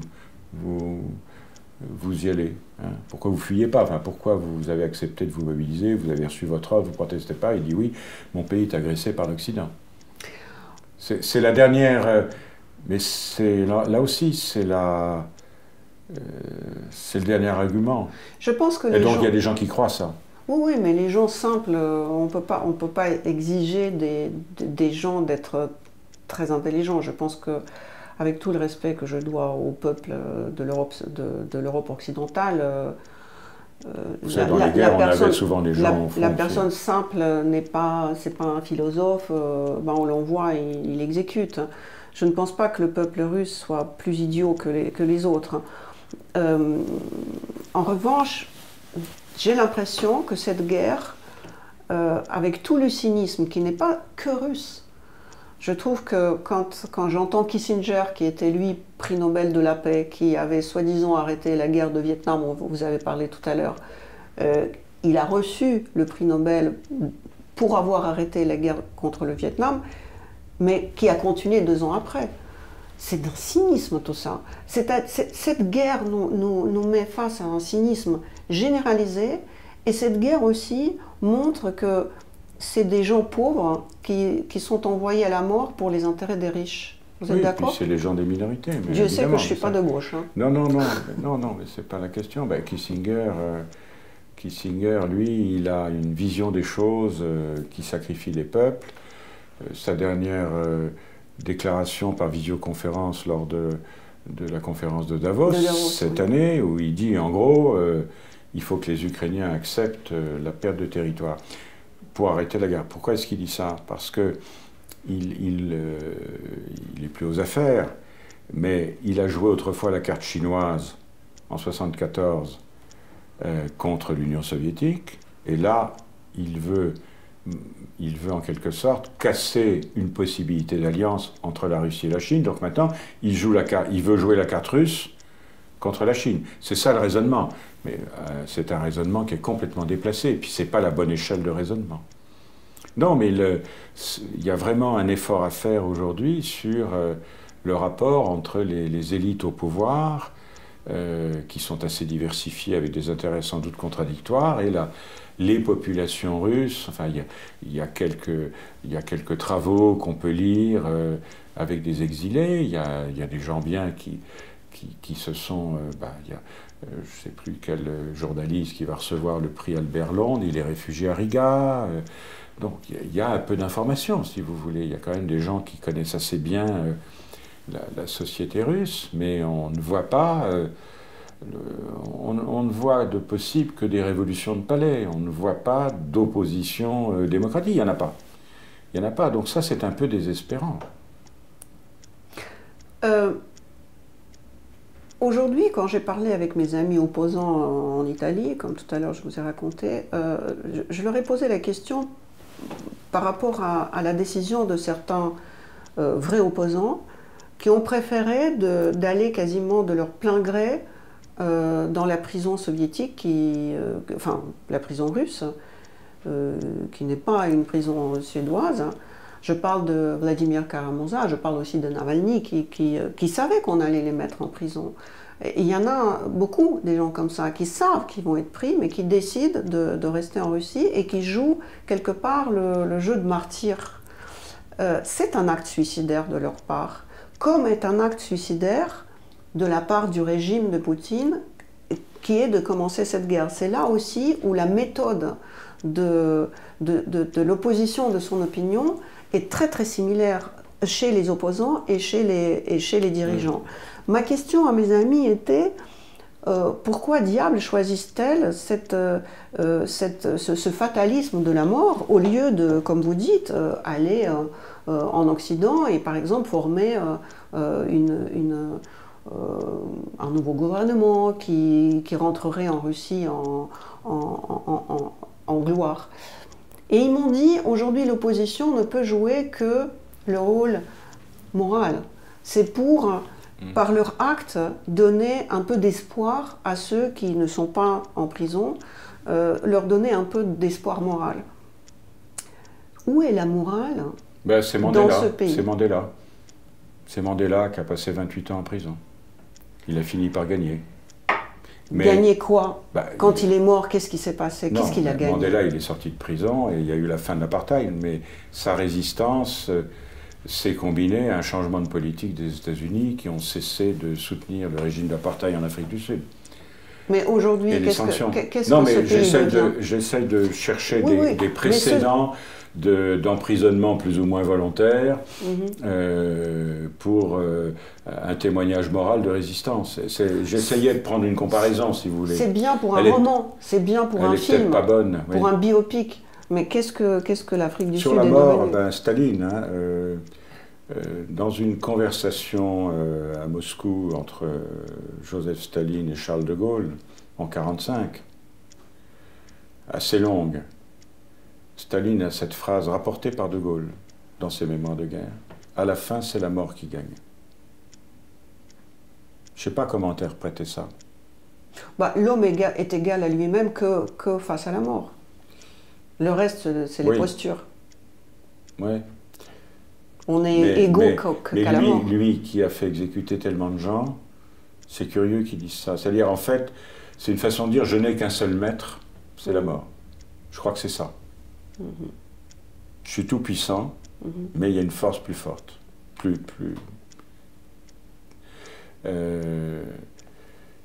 Et c'est là où... c'est quand même étonnant que bon, alors... La société russe, elle est, encore une fois, moi je ne suis pas sociologue, je ne suis pas anthropologue, donc je ne veux pas m'avancer dans des terrains que je ne connais pas. Il y a un quart des Russes qui ont un passeport. Il y en a qui voyagent beaucoup. Jusqu'avant la pandémie, les Russes étaient les premiers bénéficiaires des visas Schengen. 2 millions, 2,5 millions. Après, c'était les Chinois, et puis après les Indiens. Donc ils circulaient beaucoup. Pas seulement sur les plages de Turquie, ou sur la Côte d'Azur. Il y a une ouverture quand même. Il y a eu un débat récemment sur est-ce qu'on arrête de donner des visas ou pas, depuis le 24 février. Moi j'étais un peu partagé là-dessus, parce que d'une certaine façon, continuer de permettre aux Russes de circuler, ça leur permet d'avoir accès à d'autres types d'informations. Et puis en même temps, c'est un peu choquant qu'ils aillent faire du tourisme à Antalya alors que les gens meurent en Ukraine. Vous voyez, et ça c'est aussi une grande différence, qui est une grande faiblesse de la Russie aujourd'hui. En Ukraine, les gens qui sont sur le front savent qu'en arrière, on ne s'amuse pas, qu'on les soutient. C'est la vieille affaire, l'arrière. Oui. L'arrière s'amuse, le front se bat. C'est pas le cas en Ukraine. Alors que c'est le cas en Russie. C'est très juste ce que vous dites. On s'amuse à Moscou. C'est très juste. Et on se bat sur le front. On envoie des pauvres types. Et des jeunes. C'est dramatique. J'ai vu des photos de ces jeunes conscrits. C'est dramatique. Ils savent où ils vont. Ils savent qu'ils ne reviendront pas. Ils obéissent. Ils savent qu'il y a... J'ai vu 2 ou 3 photos. Un jeune de 19 ans, vous savez, les cheveux coupés comme ça, mal coupés. C'est triste. C'est triste, mais il y a aussi peut-être, vous savez, vaut mieux la fin horrible que vivre longtemps dans une erreur. Il y a peut-être ça aussi, je ne sais pas, mais en tout cas, désir d'en finir. Enfin bon. C'est suicidaire. Donc, alors, voilà. Enfin... Par rapport tout à l'heure, vous parliez des visas et de l'interdiction progressive pour les Russes de franchir les frontières. Moi aussi, j'étais partagée parce que, en tant que quelqu'un qui vit en Occident, je disais que l'Europe n'est pas faite en caoutchouc et c'est vrai que l'Europe a tellement joliment réagi par rapport aux Ukrainiens.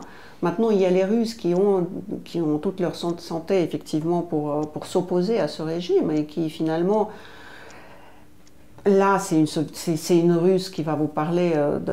Toute ma famille, c'était des hommes militaires. Déserter, c'était toujours un acte odieux. Ouais, bien sûr, et quand je vois ces hommes qui partent sans leurs femmes, je comprends qu'il y a des raisons, qui sont des opposants, mais quelque part, une fille d'un militaire parle en moi, je trouve que c'est laid de partir comme ça, sans les femmes et sans les enfants, juste pour sauver leurs fesses. Ça me dérange. C'est pas moral. C'est pas... Je ne sais pas. Mais moi, j'ai toujours été frappé par... je ne sais pas comment dire avec précision... une certaine violence dans les rapports sociaux en Russie. Oui. Je ne veux pas dire que tout va bien dans nos sociétés, c'est pas du tout ça. Moi non plus. Et c'est pas une critique même de ma part, c'est un simple constat. Mais on trouve ça dans d'autres pays qui ont été sous la coupe des régimes communistes. J'ai eu des témoignages récents de visiteurs, touristes à Cuba. Même chose. Une espèce de dureté des rapports sociaux. C'est en fait, c'est chacun pour soi. Oui. Hein, dans ces fameux systèmes collectivistes, c'est chacun pour soi. On sauve sa peau. Exact. Et donc, mais c'était la même chose en République démocratique allemande, avec des délations à l'intérieur de la famille. On le voit dans quelques films récents. Enfin, relativement récents, des films qui ont eu du succès en République démocratique allemande. Une violence des rapports sociaux et peut-être des rapports interpersonnels. Donc, chacun pour soi, donc on laisse tout le monde, chacun se débrouille. Donc voilà, alors la question c'est, on a une armée qui se délite, on a une ultra-droite nationaliste qui se fait de plus en plus entendre. Je ne sais pas du tout ce qui va se passer. Et donc, pour revenir aux questions des frontières, donc il y a des gens qui fuient le régime, qui fuient l'armée, à tort ou à raison. Et puis, il y a franchement des gens dont je connais très très bien qu'ils étaient des collabos de ce régime, qui sont infréquentables, qui sont suffisamment riches pour venir en jet à Paris ou ailleurs, qu'on les laisse entrer sans difficulté, qu'on ne met pas les sanctions, on ne coupe pas leur compte en banque. Ma question pour vous, parce que j'ai l'impression que vous connaissez bien des ministres, le ministère des Affaires étrangères. Que pensez-vous de soft power russe en Europe? Parce que quand je vois les chaînes de télévision qui invitent à bras ouverts avec tellement de presque émerveillement devant les anciens de KGB pour leur demander leur avis de ce qui se passe, les bras m'en tombent.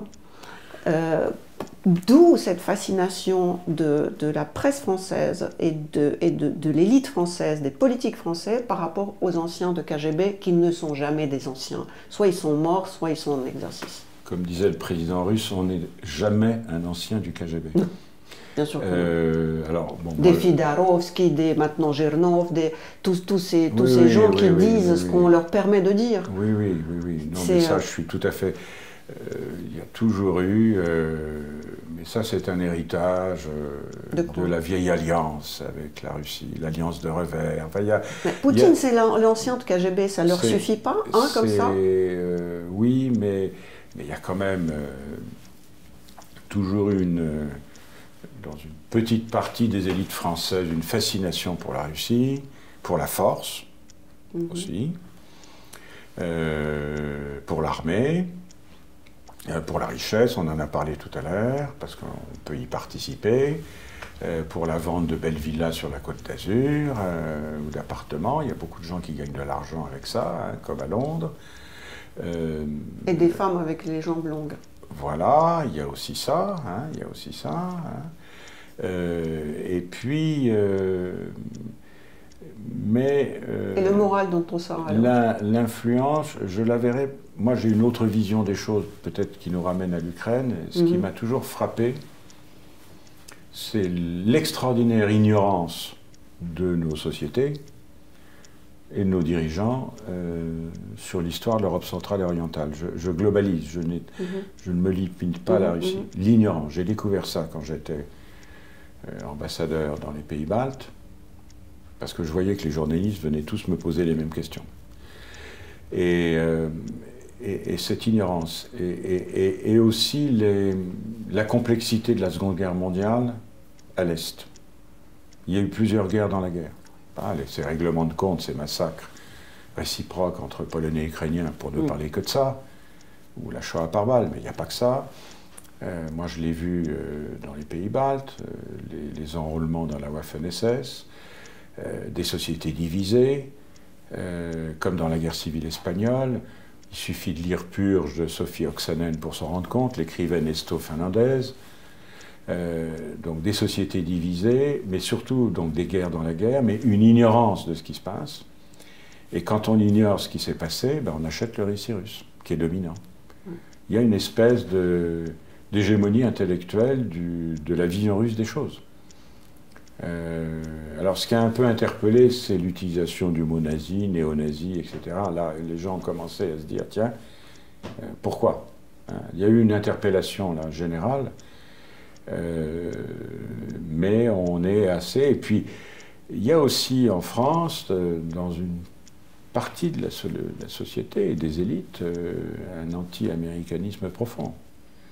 Donc l'idée que tout ça c'est de la faute des Américains, ben, ça trouve un écho. Mais on peut être anti-américain, mais pourquoi diable inviter des anciens de KGB pour ça je ne sais pas, c'est pas moi pour couvrir la guerre et pour leur donner la possibilité d'écrire des livres qui sont mal écrits en plus. C'est vraiment ne pas respecter le lecteur français. Oui, mais je comprends, mais alors, voilà, j'ai pas de commentaire à faire, vous savez ça mieux, vous connaissez ça mieux que moi, mais... Est-ce que ça veut dire que Poutine... Le soft power russe, moi je le vois dans la prégnance encore, en tout cas au début de l'année, du récit historique russe. Et de l'argumentaire russe. J'ai encore eu un cas la semaine dernière de quelqu'un bien informé qui est venu me voir en disant « Oui, écoutez, moi je ne suis pas du tout d'accord avec tout ce qu'on dit actuellement, quand même, les Américains les ont un peu titillés. » J'ai entendu ça plusieurs fois. Ah ben je sais, moi aussi. Hein? Donc voilà, il faut faire un effort pédagogique, il faut faire un effort de connaissance, et c'est pour ça que c'est une bonne chose que Andreas Kappeler soit traduit en français, dans un livre qui vient de sortir aux éditions du CNRS, Frères inégaux, c'était un texte Ungleiche Brüder, qui a été traduit en allemand, qui était écrit en allemand, mais qui n'avait jamais été traduit. Heureusement, on a l'occasion de se plonger là-dedans, que Timothy Snyder, sa reconstruction des nations, est un livre formidable, ait été enfin publié en français il y a quelque temps et ressorte. C'est une très bonne chose, parce qu'on voit toute la partie polonaise de l'histoire de l'Ukraine, et lituanienne. Quelle édition vous avez dit? C'est chez Gallimard, Timothy Snyder, La reconstruction des nations. Donc tout ça est très intéressant, de se replonger dans l'histoire profonde. Mais ça n'explique pas tout, hein. Mais je crois que c'est très utile. Mais encore une fois, notre ignorance. Et donc ça ouvre un boulevard à d'autres récits officiels. Mais effectivement... Alors c'est en train de changer, parce qu'en même temps, il y a eu cette cet élan à l'égard de, en fait, à l'égard de gens qu'on ne connaît pas, les Ukrainiens. On ne les connaît pas. On connaît mieux les Algériens, les Marocains, les Tunisiens ou les Sénégalais en France que les Ukrainiens. Personne n'en avait jamais vu. On pouvait citer personne. Puis brusquement, il y a cette agression et tout le monde se sent concerné parce que ça se passe sur le continent européen. Excusez-moi. Ça se passe sur le continent européen.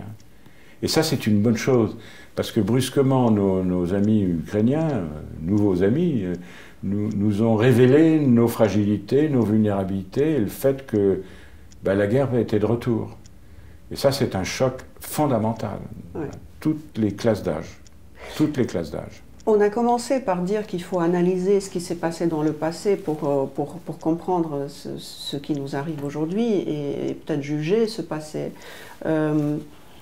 Et on compare souvent la Russie avec l'Allemagne nazie. Ce week-end, il y avait un match de football en Indonésie, je pense. La vidéo m'est tombée par hasard via une chaîne Telegram. J'ai regardé pendant 10 minutes comment un stade entier de gens regardait un massacre il y avait 200 morts. Personne n'a quitté la tribune parce que tout le monde regardait comment ça se passe. Ça m'a fait penser... Mais je ne sais pas ce qui est passé, c'est un conflit entre deux... Non, mais c'était un match de football et puis il y a une équipe qui a perdu, qui depuis 26 ans n'a jamais perdu dans ce stade. Et du coup, ils sont tous entrés sur le comme terrain de football, ils se sont tués et tout le stade regardait comment ça se passe et on criait « Ouais, vas-y, tape, vas-y ». Bon, pourquoi je parle de ça? Parce que ça me fait penser que la guerre en Ukraine et les chaînes continues d'information, c'est un stade de foot. On est tous en train de regarder. Heureusement, il n'y a pas d'image. On est tous il n'y a pas d'image des combats, heureusement. Mais malgré ça, on regarde ça comme un match de boxe et on essaie de regarder qui va gagner. Vous n'avez pas l'impression? Oui, enfin, sur les chaînes d'information en continu, sans doute, il y a toujours quelque chose de morbide. Hein. Mais ma question, c'est... Mais heureusement, je pense que les dirigeants ukrainiens ont une certaine maîtrise de la communication, des images. Ils nous montrent ce qu'ils veulent.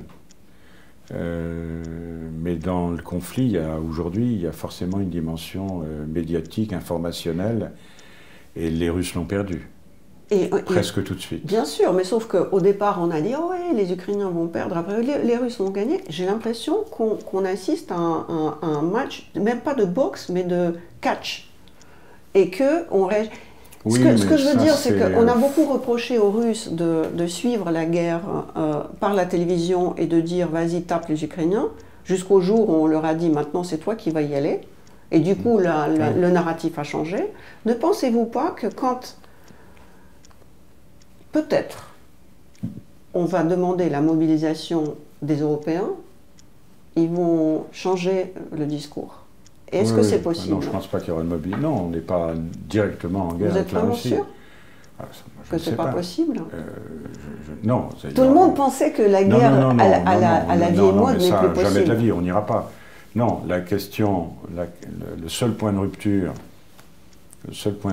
ça serait qu'il y ait... cette décision catastrophique de recourir, comme le demande Kadyrov, à du nucléaire tactique. C'est pas exclu en parole. Moi, je trouve quand même qu'on parle beaucoup, plus exactement, je vais être très précis, l'adjectif nucléaire est beaucoup employé depuis le début de cette guerre. On a commencé par Tchernobyl, après Zaporoïe, donc sur des histoires de centrales. Ensuite, Poutine, à plusieurs reprises, tous les moyens, je dis bien tous les moyens, c'est pas du bluff. Kadyrov, qui a dit ça il y a 2 jours.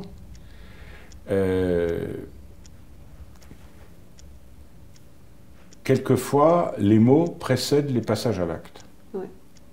Je trouve qu'on en parle trop. D'ailleurs, les Américains ont demandé, ont tout de suite réagi en disant qu'il ne fallait plus parler de ça, quoi. Tout en surveillant. Ah oui. Mais ça a été repris par Kadyrov hier. Trop tard, trop tard. On en a Donc trop le parlé. mot est déjà installé.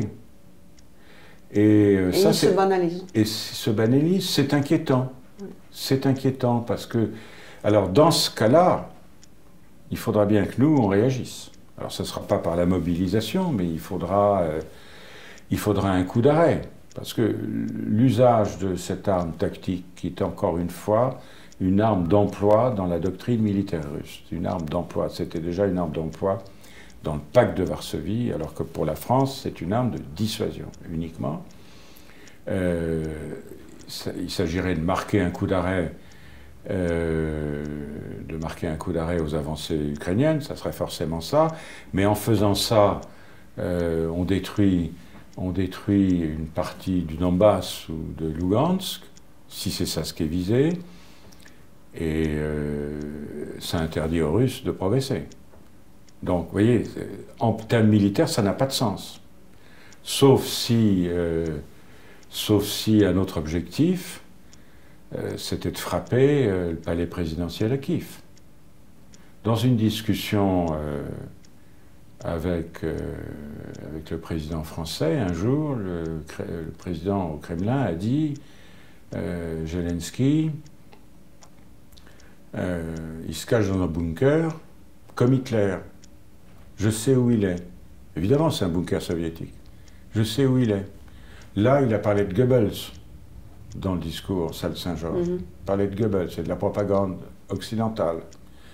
C'est très étonnant tout ça. Parce que c'est... on est quand, là? On est en 45? Dans sa tête. On est en 45 en Allemagne? Donc, je trouve que les avancées ukrainiennes, encouragées ou rendues nécessaires par les annexions territoriales, puisqu'il faut que les Ukrainiens démontrent que ça n'a pas de sens, ces annexions, et que le Kremlin n'est même pas capable de défendre militairement les territoires qu'il vient d'annexer. C'est ça ce qui se passe à Liman. Ça a été annexé, Liman. D'ailleurs, Zelensky a dit qu'il n'y avait pas de trace de référendum et de consultation électorale dans cette ville. Ils n'ont pas retrouvé d'urne. Ils n'ont pas retrouvé de liste. Donc c'est le moment... Moi, je ne dis pas ça parce qu'on est ici avec vous aujourd'hui. Je trouve qu'on arrive dans la période la plus dangereuse. Parce que, comme dit Clausewitz, celui qui gagne, c'est celui qui ne perd pas.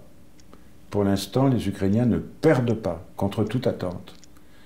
Donc, si c'est comme ça, c'est suivi d'une escalade par celui qui perd.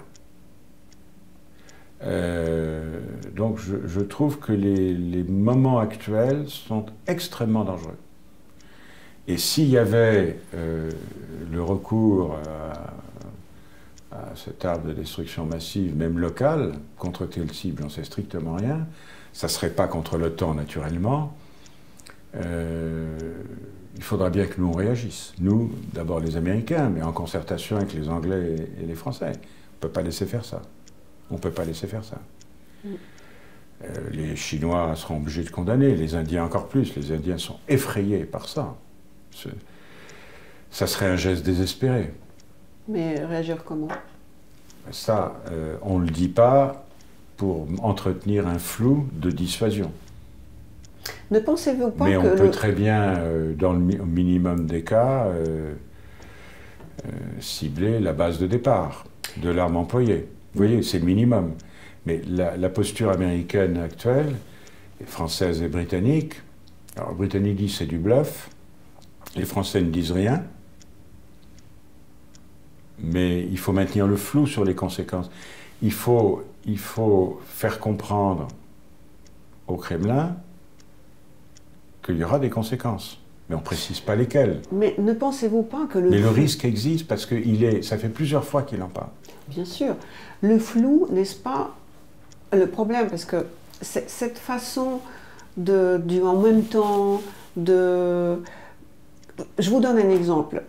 Il y avait une doctrine de Hitler qui disait, voilà, nous on est des Aryens, les Juifs au four. Poutine, il dit,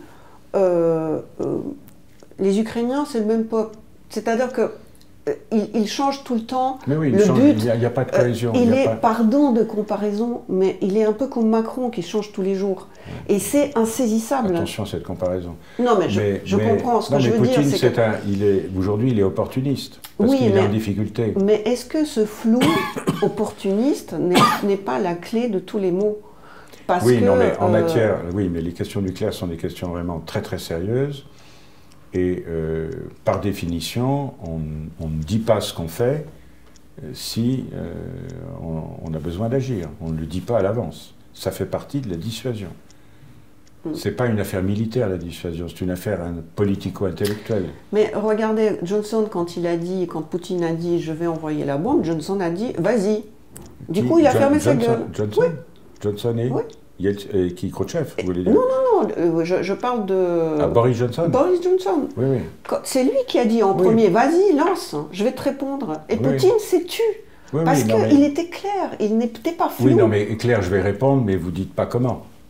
Vous dites rien. Quand vous dites vas-y, vous dites rien, en fait. Mais au moins, il a dit vas-y. Oui, mais les Américains ont dit il faut pas le faire.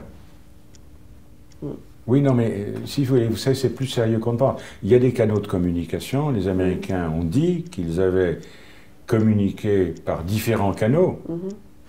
Alors, par qui, j'en sais rien, mais par différents canaux, pour façon à ce que ça arrive au Kremlin, qu'il y aurait des conséquences. Mais vous dites pas quoi. Vous dites pas quoi. Non, mais il y a une gamme. Et donc, il faut entretenir le flou chez l'autre. Ça, c'est volontaire. C'est vraiment la dissuasion. Hein. Moi, c'est presque une attitude oui, c'est une question de langage. Et du côté français, on peut dire, tiens, on a 2 sous-marins nucléaires à la mer. Avant, on n'en avait qu'un.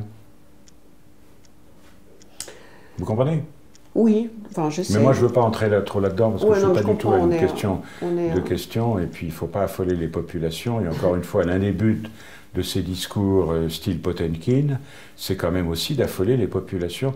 Je pense que ce recours, ces menaces, avec tous nos moyens, et je ne bluffe pas, c'est destiné d'abord à nous faire peur, nous, occidentaux. C'est à ça. La cible, c'est les opinions publiques. Donc, en effet, nos dirigeants, dans les démocraties occidentales, doivent de temps en temps...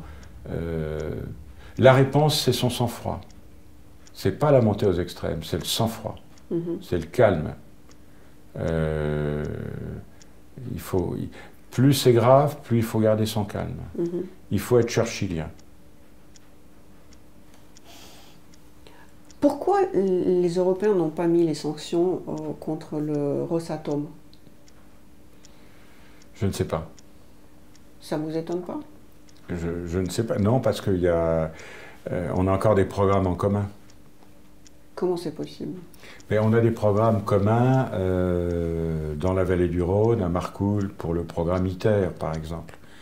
Alors, je ne connais pas le détail. Il y a des choses qu'on ne peut pas démonter pour des raisons de sécurité industrielle, tout simplement. Il y a des choses qu'on ne peut pas arrêter comme ça.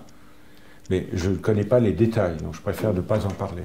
D'accord. Hein, mais on a encore des programmes. Vous ne pouvez pas tout arrêter dans le domaine de la recherche nucléaire. Vous ne pouvez pas tout arrêter. Alors, je ne sais pas pourquoi ça a été fait. Ben, ça permet peut-être d'avoir un droit de regard sur ce qui se fait. Bon, puis Rosatom, c'est du civil. Non, rien de civil en Russie. Oui, non, mais d'accord. Mais enfin, non, mais je ne sais pas. Je ne peux pas vous répondre. Il faudrait que je recherche. Mais je sais qu'il y avait beaucoup de coopération dans ces domaines-là. Donc, on ne peut pas... ça permet sans doute de continuer à savoir ce qui se passe. Vous avez écrit ce livre il y a quelques... C'est une somme d'articles publiés dans l'hebdo Le 1 entre le 23 février, la veille, et début juin. J'ai ajouté un article publié en 2014 dans le même magazine Le 1, où j'annonçais déjà ce qui se passe maintenant. Il est à la fin. C'est un article de 2014 où j'explique pourquoi la Russie, enfin le pouvoir russe, ne lâcherait jamais sa pression sur l'Ukraine. C'était après la Crimée. J'essaye de démonter déjà ce qu'il y a dans la tête des dirigeants du Kremlin, notamment à propos du monde russe et de cette tragédie dénoncée par Poutine. Et quand Poutine déclare en 2005 à la Douma que la fin de l'Union soviétique est la plus grande catastrophe géopolitique du XXe siècle. Nous, comme d'habitude, en Occident, on ne voit les choses qu'à travers notre propre grille d'analyse. On y a vu un constat stratégique. Et ce n'est pas du tout ce qu'il dit, Poutine. La catastrophe pour lui, c'est la dispersion du monde russe dans toute une série d'États, à commencer par le Kazakhstan. En 1991, il y a 10 à 12 millions de Russes au Kazakhstan. C'est cette dispersion du monde russe au Kazakhstan, dans le Caucase, en Ukraine et dans les pays baltes, qui ne sont plus sous le contrôle de la République fédérative russe et qui seront certainement persécutés. C'est ça le raisonnement. Pour lui, un Russe qui n'est pas en Russie est persécutable. Donc, pour ça qu'il parle de génocide, qui n'a pas de sens. Il n'y a pas eu de persécution contre les Russes. Il y a beaucoup de gens qui sont partis, surtout du Kazakhstan. Beaucoup de départs. Mais il y en a qui sont restés. Et la plupart sont restés, d'ailleurs. Et donc, à partir du moment où vous raisonnez comme ça, vous voulez vous protéger. Donc, j'annonçais déjà que ce Roskimir devenait une sorte de critère d'action du pouvoir russe en direction des nouveaux États indépendants voisins. Ça, c'est pour ça que j'ai rajouté ce texte. Vous étiez ambassadeur, donc diplomate. La diplomatie, n'est-ce pas un art de ne jamais dire ce que tu penses? C'est pas vrai. Est-ce que ça vous nuit? Non, je suis pas d'accord. Je suis pas d'accord avec ça. Comme je l'ai dit tout à l'heure, la vie internationale est une conversation permanente. Cette conversation s'appelle la diplomatie. On peut tricher, mais pas tout le temps. Parce qu'il faut être compris de l'autre et comprendre l'autre. Et on ne peut pas le faire si on dit que le jus d'orange est bleu. Et c'est pour ça qu'aujourd'hui on ne se comprend plus. Mais donc il y a toujours une part de silence, de ruse, de choses qu'on ne dit pas, d'objectifs à plus long terme, mais quand même, c'est quand même une conversation où la vérité a un sens. Si on ne met plus le même sens au même mot, on ne se parle plus. D'ailleurs, Fabius, je ne sais pas ce qui s'est passé, mais je pense qu'il s'est levé après ce type de discours. J'espère qu'il s'est levé. Mais je crois qu'il était tellement estomaqué qu'il est resté scotché à sa chaise. Bon, peu importe. Donc non, mais moi j'ai mêlé, si vous voulez, dans mes analyses, la méthode d'un chercheur, moi, je suis géographe travaillant sur les frontières depuis 35 ans, et à chaque fois que j'étais invité à Kiev, on me demandait de parler des frontières. Je me souviens une fois être revenu, avoir dit à l'ambassadeur français de l'époque, ces gens, chaque fois qu'ils me font venir, c'est pour parler des frontières, ils ne savent pas où ils sont. Et c'est vrai, à l'époque de Yanukovych, le pays était divisé en deux. Électoralement, ça se voyait. C'est plus le cas maintenant. Tout a changé avec la Crimée et le Donbass. Tout a changé. Et les citoyens ukrainiens de langue maternelle russe sont les premières victimes de l'agression militaire. C'est le cas de Mariupol. Mariupol, c'est Guernica, comme l'a dit le consul grec en la quittant. Elle a été punie pour ne pas avoir ouvert les bras aux soldats russes. Elle a été punie parce que c'était des citoyens ukrainiens de langue maternelle russe. Pour ça que cette ville a été complètement détruite. Ailleurs, il y a eu des transitions internes. À Kherson, l'armée russe est arrivée de Crimée, il n'y a pas eu de résistance. Le maire a donné les clés de la ville. Tout était préparé. La ville n'a pas du tout été touchée. Donc c'est plus compliqué à reprendre maintenant par l'armée ukrainienne. Donc moi j'ai combiné, si vous voulez, la boîte à outils du géographe, travaillant sur les questions de frontières et de territoire et de lignes de front, et je dirais le sens, comment dire, je ne veux pas, des responsabilités et d'interprétation qu'on apprend en diplomatie. Parce que quand vous êtes en diplomatie, vous êtes autour d'une table, le gros du travail, c'est de savoir ce que veut l'autre. Quelles sont ses intentions? Qu'est-ce qu'il cherche? Qu'est-ce qu'il veut obtenir de moi? Qu'est-ce que je suis prêt à concéder ou à refuser? Les lignes rouges. Est-ce qu'on a un intérêt commun? Est-ce qu'on peut progresser? Est-ce que c'est bloqué? Est-ce qu'on se met d'accord sur un communiqué final? Qu'est-ce qu'on dit en conférence de presse? En général, on estime qu'un accord est solide non seulement quand on l'a signé, mais quand on se met d'accord sur ce qu'on va dire aux journalistes. Donc, si vous voulez, il faut comprendre l'autre. Alors, c'est pas toujours facile, hein. Mais il faut même voir si l'autre vous dit la vérité ou vous embrouille. Bon, et à partir de la Syrie, vous ne pouvez plus parler. C'est pour ça que je pense que ça ne sert à rien de parler aux dirigeants du Kremlin. Mais ça, c'est un point de vue personnel. Ma dernière question, pour vous, diplomate, pour que vous essayiez de m'expliquer un fait que moi, en tant que pas diplomate, je risque d'utiliser des gros mots. Poutine a chuté dans les sondages, fait par chuté, il baisse. Non, avant. Chuté au moment de 2013, 2012-2013, il y avait une vague de contestation. Il a chuté, il a baissé, il a beaucoup baissé. Et il était question qu'il ne se représente plus. Et là, il décide d'annexer la Crimée et sa courbe de popularité en Crimée, oui, au Donbass, non. Oui, s'envole en Russie. Oui, parce que c'est Est-ce que ce peuple est idiot? Non, c'est pas ça. C'est que, comme le fait remarquer un auteur, un diplomate russe qui travaillait dans l'entourage de Gorbatchev et qui vit en France, et que vous connaissez sans doute, Gratchev, oui. Dans son livre paru en novembre 2021, qui s'intitule, je crois, « Le jour où l'URSS a disparu », il a une phrase à la fin qui est très très intéressante et qui, je crois, répond à votre question, sur le thème « Le régime actuel a réutilisé ce que Gratchev appelle le code secret de la stabilité soviétique, la guerre ».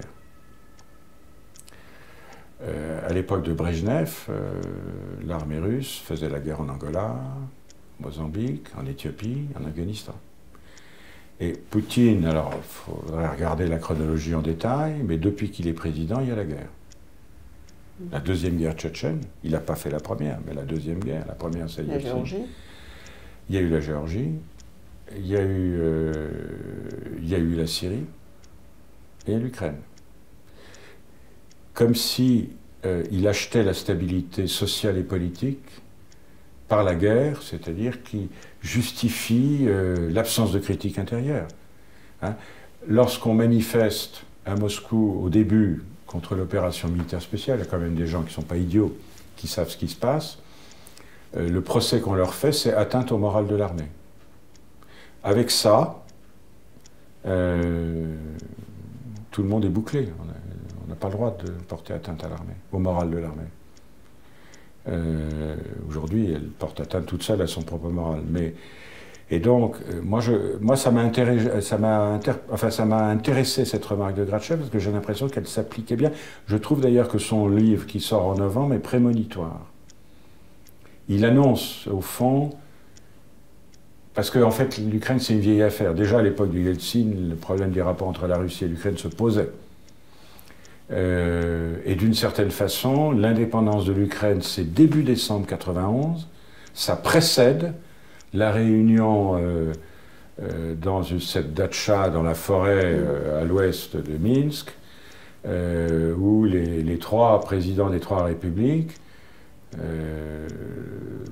décident que l'Union soviétique n'existe plus comme réalité géopolitique. C'est une façon de tirer le tapis sous les pieds de Gorbatchev. Mais c'est une réaction d'Yeltsin à l'indépendance de l'Ukraine. Et à la déclaration d'indépendance, et tout de suite il fabrique un truc qui s'appelle la CEI qui ne va pas marcher. Donc moi je crois que ce régime très affaibli par la très mauvaise gestion du Covid, parce que le vaccin Sputnik, je ne suis pas sûr qu'il ait guéri grand monde, il est très affaibli en réalité, beaucoup plus qu'on ne le pense, même s'il y a une... Les gens, on dit souvent, j'ai vu cette expression chez un jeune expert russe, d'indifférence loyale. Oui. J'aime beaucoup cette expression, indifférence loyale. Donc l'usage, le recours au code secret de la guerre permet de faire taire tout le monde. Et de ne pas faire d'autocritique sur... La seule autocritique qu'on ait entendue de sa part récemment, c'est sur les erreurs dans la mobilisation, qu'il faudra corriger. C'est la seule critique qu'on ait jamais entendue. Est-ce que... Vous savez, je vis en France et tous mes complexes de russe, je les projette sur la société française. Cette mode du politique français d'utiliser le mot guerre à tout va, c'est pas ça? C'est pas la même chose? Non, mais il y a une erreur de on Macron. n'est pas en guerre chaque fois quand il y a un petit truc? Non, il y a eu une erreur du président sur le Covid. Moi, j'ai préféré ce qu'a dit Merkel, mais Merkel, elle a réagi en scientifique, en chimiste. Elle a réagi, nous on a dramatisé. Non, mais ce que je veux dire par là, c'est qu'il y a ce vieux mythe que la culture russe et la culture française sont très proches. Nous, on a dans la vie encore une culture révolutionnaire, la lutte des classes. Oui. C'est la guerre des classes en France. Je vais citer personne sur l'échiquier politique. Le président aurait dû éviter de... Mais pourquoi il dit ça? Parce que guerre, chef de guerre. Donc c'est moi. Donc je vais vous protéger. Mais c'est un truc de quelqu'un de 40 ans. Un président Mitterrand n'aurait jamais dit ça. De Gaulle jamais. Pensez, la guerre, il savait ce que c'était.